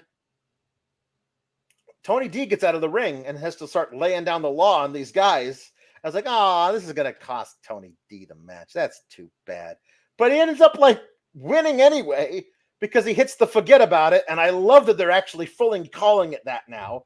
His twisting fisherman suplex is really cool. Just calling it the forget about it is perfect. And he wins. Tony D'Angelo has singles gold. Well, singles silver in a cup form. Again, he needs to call it the Italian American Heritage Cup. Like, let's do it. I need the Italian Heritage Cup. It means so much more because it's for my people. Like, I don't know. It's really good stuff. Listen. He is the first non-Euro born to win the cup in WWE. But I represent the old country. Like, come on, there's some good stuff. I represent Sicily. There's nothing more European than a nice pizza pie. Like, there's some good stuff there. This was great. Both guys showed out. Like, Tony D got to do a lot of selling. Like, he was like, I can't use my left arm, and everything is just 2-arm suplexes that I do. So like he was using it only sparingly, and when he did use it, he came up working the elbow joint. Yeah. He's really good at this. He is. I feel like they hired him to play this cartoon character, and he basically just proved that he's a top dude. And they still don't know what this is very, very good, man. This is good. I liked all of this. I thought both of them looked really good in this. I felt like Charlie Dempsey's I'm an armbar sicko. So seeing him have all these different approaches to it based on what is convenient for his positioning in the ring is something that makes a lot of sense. He called it the Italian Heritage. Hell yeah! Tony D! I'm so proud. I'm so proud right now. So proud. Paisan! I'm so proud. And you know where you go if you need a trademark for something is you can go to Crucifino Law. Yes, you could. .com. So you can get your trademark law probably done there as well. But I just liked Charlie Dempsey I know William Regal's his dad, so like cheat code, but a lot of stuff in this that was indicative of ring awareness and positioning. Like I really, really liked that of his approach depended a lot on where his opponent was most vulnerable and where he was most in control. Like just very, very basic stuff. For a tech or sicko like me, I really liked that. Tony D's selling is an underrated part of his game, I think, especially of like injuries or in-ring bumps kind of thing. But I really liked this, and I felt like both of their strengths came out a lot in this. Like that twisting fisherman is fantastic. Like I think it's unique. Nobody else in NXT really wrestles like Tony D. Certainly nobody's a character like him. Hearing the reports that we've heard from Corey that they're just waiting on the rest of the act to kind of catch up to where he is, I think is a good sign because I actually think this could do a lot of really fun things on the main roster. So This is a great step in between. I'm very happy about it. I think you can go back to the drawing board with the No Quarter Catch Club because it just feels like that was Drew Gulak's thing. He's out of it now. So what do you do next? Do you hire Timothy Thatcher? Do you have Duke Hudson come over? Because I really liked your idea about that. I think there needs to be a next evolution before they continue down this path. So taking the Heritage Cup out of Charlie Dempsey's hand was probably a good idea to get that device into somebody more established and somebody different than anything that we've seen as far as someone holding it goes, right? So I appreciate that. Luis reminding me that actually he's the second non-Euro born to win the cup because Charlie Dempsey was born in Georgia, which does not seem possible. He is somehow less American than Timothy Thatcher.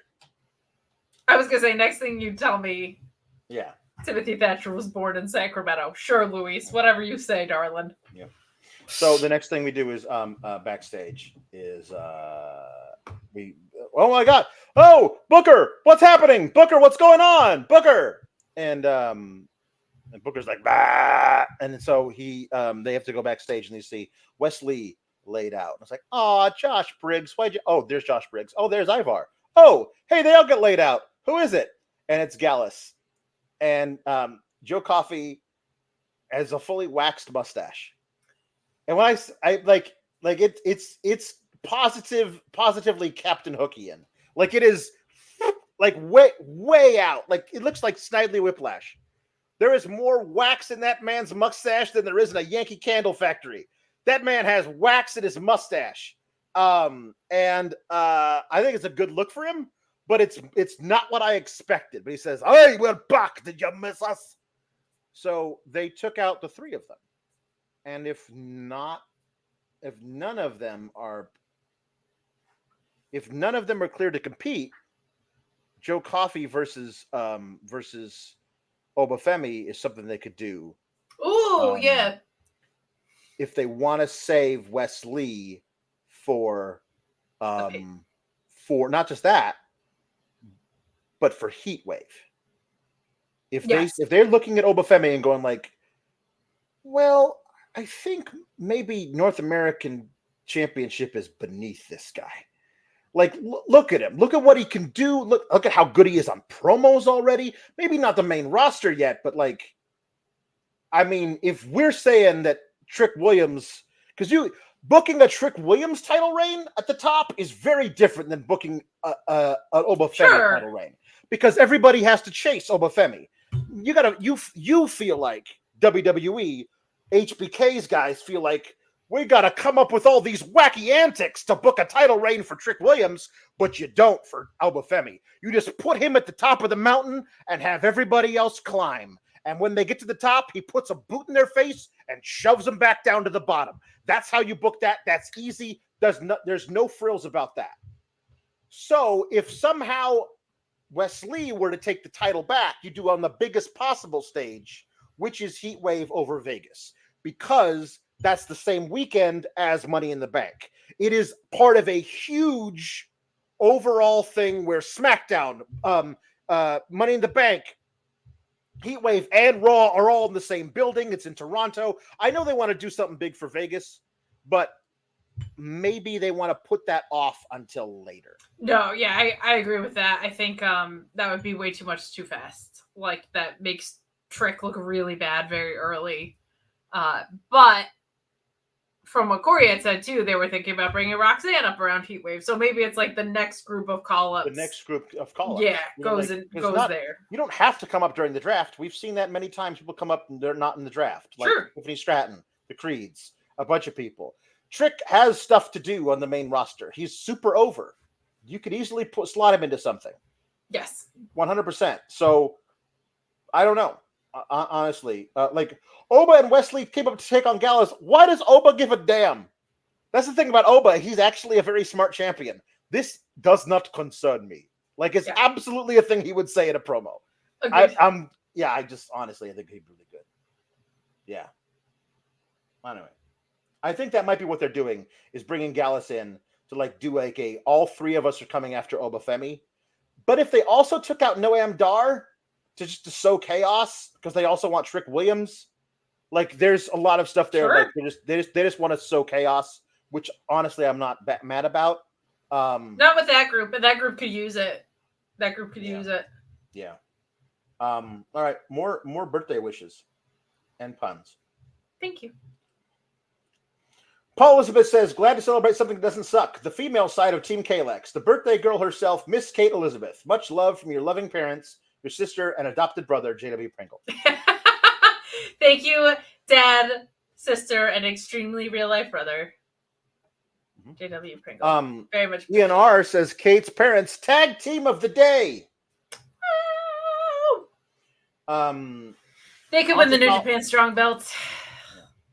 Auntie Collins says, happy birthday, Kate. Thank you, Auntie. She's the best. She's so nice. Meat Norma says, in Kate's honor, I'm eating a salad with no meat. Well, I wouldn't wish that upon anybody, but just because I'm vegan doesn't mean I'm pro salad. Let's calm down. There's some in between steps. There's some in between steps there, my friend.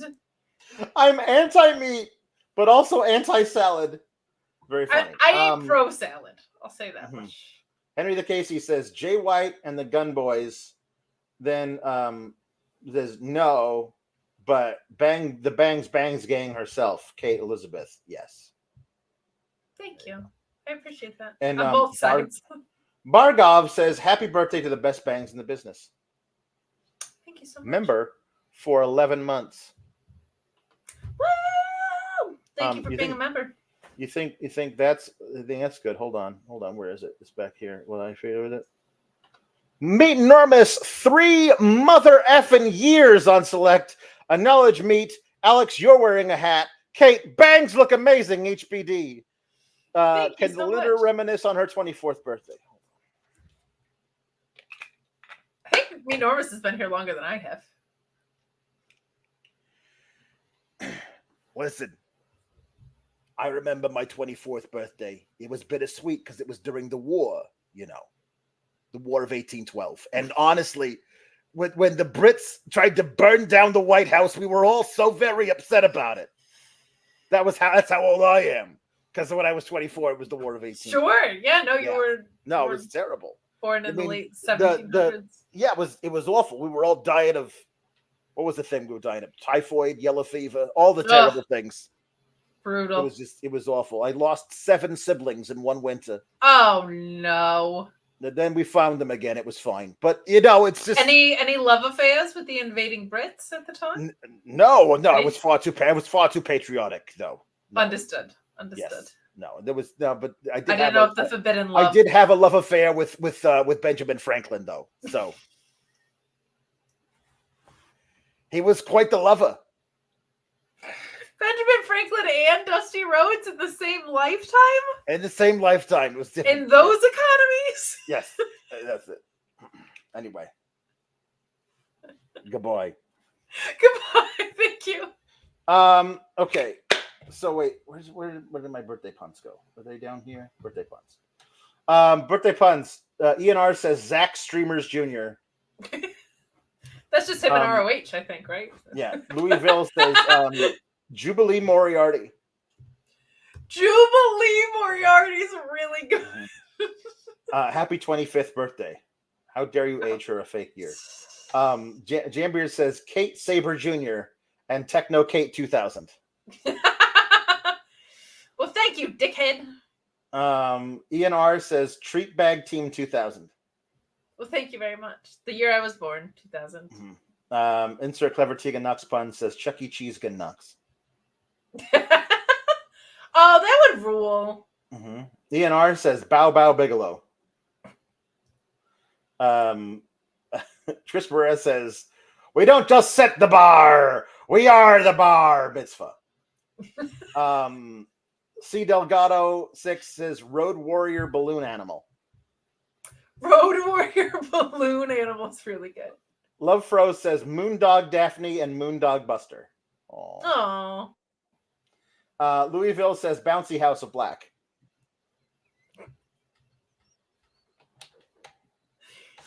It's my 24th birthday. Now I'm picturing Brody King in one of those things, and he's bleeding all over it. It's hilarious. It's like a cannonball into the corner of the whole side just gives. Lee Delgado says Dalton Bouncy House Castle. Very nice.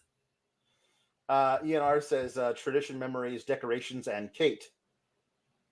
Oh. TMDK. Tradition, like Memories, Decorations, and Kate. I just Cedric lost Mayhem tag says, belts just for me saying that. I just lost tag belts. Teletric Mayhem says Balloony Matthews. Birthday Clownio Clastignoli. Ian Riccaboni says Confetti in Riccaboni. Oh. I didn't put yourself over much, but Teletric Mayhem says Lady Frosting. Pinata El Cerro Miedo. And Black Taurus, which is your sign. That is my side. Thank you. Yeah. Teletric Mayhem says Pretty Party Avalon and Who the F is Gift Garrison. Greg Cherry says birthday and Kate related puns. Noise Maker. Noise. Crucifix Pinata. Zach Favors Jr. and Chocolate Josh Ding. Chocolate Big Josh Ding. Seriously, though, I hope your date was as wonderful as you are, and I'm so thankful to call you a friend. Love you, Kate. Thank you so much. And I do have to say, sincerely, the amount of Eddie Kingston, TMDK, ZSJ, Kevin Owens gifts that I got really genuinely warmed my heart today. Thank you so much for sending them. Kate, you have to choose somebody. I should choose somebody? Rusty Cage as. Keep in mind, we're getting lots of Braun Strowmans. So okay. You can find somebody else. Maybe that would be. I'm trying to think if there's anybody. I like babyface Nathan Fraser. Okay, here we go. Genetic Mayhem says, "Happy birthday, Kate. I have no idea why you're spending it with NXT. Haha. Good box for a person of your choosing to sing Rusty Cage by Soundgarden." I appreciate that. You wired me awake and hit me with a hand of broken nails, you did. Yeah, you tied my lead and pulled my chain to watch my blood begin to boil. But I want to break my Rusty Cajun run. I'm gonna break my Rusty Cajun run, I am. Too cool to start a fire on burning diesel, burning dinosaur bones. Yeah, I'll take the river down to Stillwater and run a pack of dogs. But I'm gonna break my Rusty Cajun run. Yeah, I'm gonna break my Rusty Cajun run and Bob's your uncle. Thank you. Long time since one of those. I know, that's why I selected it. Though Giovanni Vinci would have been an excellent choice for such a song as well. Yeah, that's true. Okay, so okay. All right, let me see if I can do. Well, first of all, I haven't done this in a long time. This was a one night only. How did I do this? Remember, I was Boney Storm for Halloween. Well, now they want Tony Storm, Timeless Tony Storm, to sing "Happy Birthday" to Kate, and I don't remember how I did that. My goodness. Okay. Okay, hold on. I remember how I did this. I only did the impression for one night. Thursday. Happy birthday to you, darling. Happy birthday to you. Happy birthday, dear Kate. Chin up, tits out, and watch for the shoe. Thank you. I don't do it anymore. It's bad. Bosom. Yeah, a lot of it's been a long time. DNR wants Tiffany to sing "Happy Birthday" to Kate because it's meta. Happy birthday to you. Happy birthday to me. Happy birthday to you. Happy birthday, dear me, Kate. Happy birthday to happy birthday to you.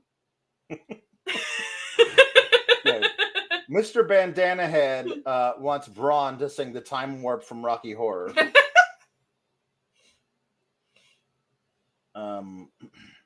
It's astounding. Time is fleeting. Madness takes its toll. But listen closely. Not for very much longer. I've got to keep control. I remember doing the Time Warp, drinking those moments when the blackness would hit me and the void would be calling, let's do the Time Warp again.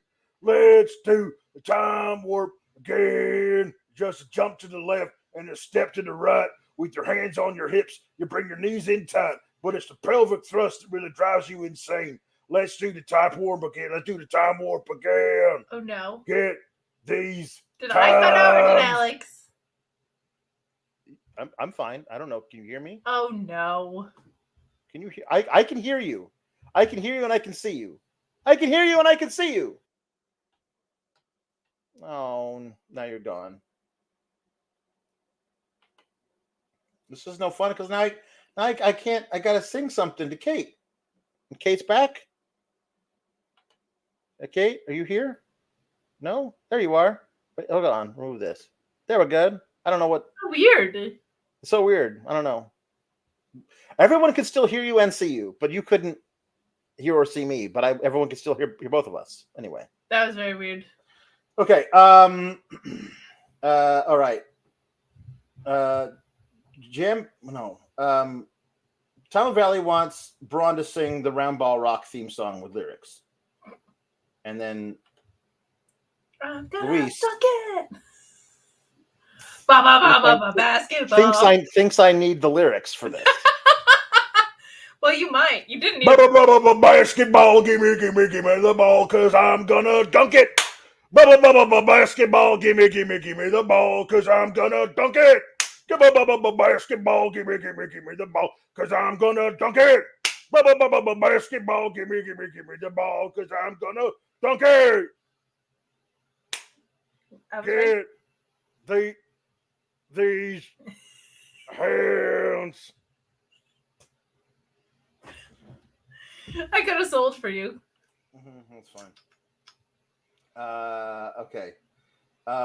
Let's see. How do I do this now? All right. Okay. David Evans says your 24th birthday marks the end of your 24th year and the start of your 25th year. I'm sorry that this bothers me so much, but as a maths graduate, I can't help it. While I'm at it, can I please request Tiffany to sing Dark Nights by Dorothy? Thanks. I mean, you can, but not after you just made maths at me. Sounds like a you problem, bro, but I'll do my best with this. Don't send me no angel. This city's too cold. Because I need a man with a black heart of gold. Don't give me no lover if he ain't... Ads are loading. The worst. The worst. Don't give me no lover if he ain't the Stones. Because I need a man who will fight for his own. I've seen dark nights. Whoa, I've seen dark nights. But only the darkest light can deliver my love. I've seen dark nights. Whoa, I've seen dark nights. But only the darkest light can deliver my soul. Toodles. Very good. Get out of here with your freaking Cam Watson wants Ilya Dragunov to do Runes to My Memory. Happy birthday, Kate. We've rode the rivers of the Eastern Trail, deep into the land of the Rush, following the wind in our sails and the rhythm of the oars. No shelter in this hostile land, constantly on guard, ready to fight and defend our ships till the bitter end. We came under attack. I received a deadly wound.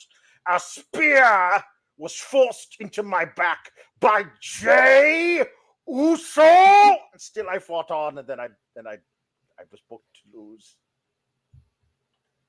So sorry about that. Okay, so Darby Allin sings Kate by Ben Folds 5, and then he will have a special guest to finish out the song. These are requested by JW Pringle and Tom LaValle. Here we go. She plays Wipeout on the drums. The squirrels and the birds come, gather around to sing the guitar. Oh, have you got nothing to say? When all worlds fail, she speaks. Her mixtape's a masterpiece. Walks through the gardens of the roses can see. Oh, have you got nothing to say? And you can see the daisies in her footsteps. Dandelions, dandelions, butterflies, butterflies. I want to be Kate. Kate, Kate, Kate. Take it, Ricky. Every day she wears the same thing. I think she smokes pot. She's everything I want. She's everything I'm not. All right, if you got nothing to say, she never gets wet. She smiles and it's a rainbow. Oh, as she speaks, as she speaks, as she breathes. Yeah, as she breathes. I want to be Kate. Kate, Kate, Kate. Down by Rosemary and Cameron, she hands out the Bhagavad Gita. I see her around every couple of days. I want to see that I can say, hey, Kate. Oh la la la, ooh la la la, ooh la la la, do do do do. She never gets wet. She smiles and it's a rainbow. Rainbow Ricky. Oh. You can see. I wanna be Kate, Kate, Kate. No. Kate, Kate, Kate. No. Thank you. Happy birthday, Kate. How old are you now? 24? I am. Very good. Champion wants Ricky Rambo to sing Forever Young by Rod Stewart. Oh, I remember partying with Rod back in the day. Oh, really? Yeah. My goodness. Yep. He always had the most beautiful girls. Are the Ceases here? I don't know. They should be. They should be. May the good Lord be with you down every road you roam, and may sunshine and happiness surround you when you fall from home, and may you grow to be proud, dignified and true, and do unto others as you'd have done to you. Be courageous and be brave. But in my heart, you always stay forever young, forever young, forever young, forever young. May good fortune be with you. May your guiding light be strong. May the stairway to heaven with the Prince or Vagabond. And may you never love in vain. But in my heart, you will remain forever young, forever young, forever young, forever young, forever young, forever young. That's right. Thank you. All right, there's only one left. So I want to say thank you, and I'm off, and we'll see you next week. So thank you to everybody who sent in their birthday wishes and nice words. I appreciate you. Look forward to the next year of this insanity. Happy birthday to you. Oh, thank you. Happy birthday to you, Kate Elizabeth. Happy birthday to you. Happy birthday to. Honestly, I forgot the lyrics for this. You just go to your person's name. The thing is that I've been up here for several years now, and we don't have birthdays up here because we are all dead. So I've gotten out of practice of singing the song. So wait, hold on. You say it's your birthday. It's my birthday too. Yeah, no, that's Vader. Vader's birthday too. Is he up here yet? Vader, you up here? Did he die? There's so many of us up here. I don't know. Honestly, Vader. I think he's dead, but I haven't seen him in a while. If he is dead, I did not do the tour myself. That may have been when I was out that day. I'm not sure. The chat, I'm sure, will let me know if Vader himself is dead. Vader indeed passed away. Yes. So Vader would be. Vader. Oh, there you are. Vader's here. Vader, happy birthday to you as well. Does he have his mask on? No. He doesn't. No, did not have his mask up here. Okay. No, he left that down there. They passed away in 2018, sadly. So, yeah, no, I was not actually in charge of doing the tours at that time. Understood. So that is why I did not realize it had been so long. Vader, you've been up here for such a long time, and I did not realize you were dead. I'm very sorry. He doesn't have a microphone, so you can't hear him, but he is talking right now. He says happy birthday as well. He says, "Oh, thank you." He says it's time, it's Vader time. That is mostly what he says. He's big into that. He's big into that. He's big into it, honestly. So anyway, you say it's your birthday. It's Vader's birthday too. Yeah, you say it's your birthday. We're gonna have a good time. That's the Beatles. So that's it. Most of them are dead. Or I think half of them, but they are not. That's in rock and roll heaven. You know they got a hell of a band there. Anyway, I gotta go. But happy birthday to you. Happy birthday to you. Happy birthday, dear K8.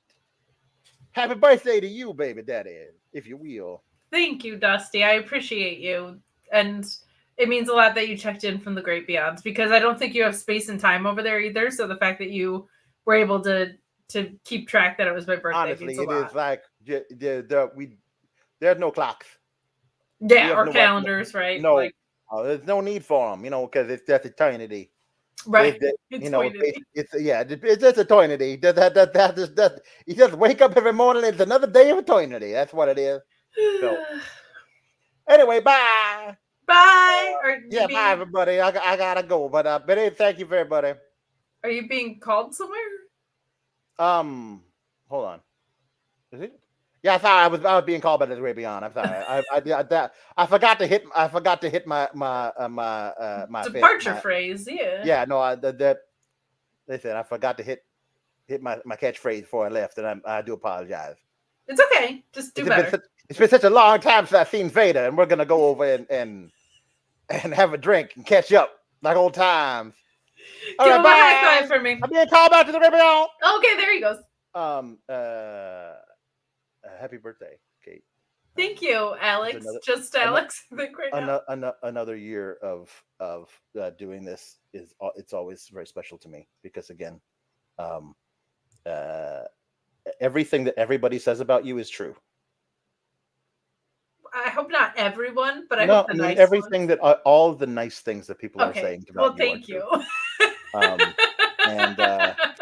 And I consider myself so incredibly lucky to get to work with you and to know you and to count you as a friend. Happy Thank you birthday. so much. And you still have all of the rest of your 20s. I do. So we can do this for a long time. We can. All right. Oh my God, in 6 years, my 30th birthday is going to be crazy. What a blowout that's going to be. I wonder how old we'll tell people you are when that finally happens. Keep cool, Gabagools. Thank you, everyone. Thank you, Alex.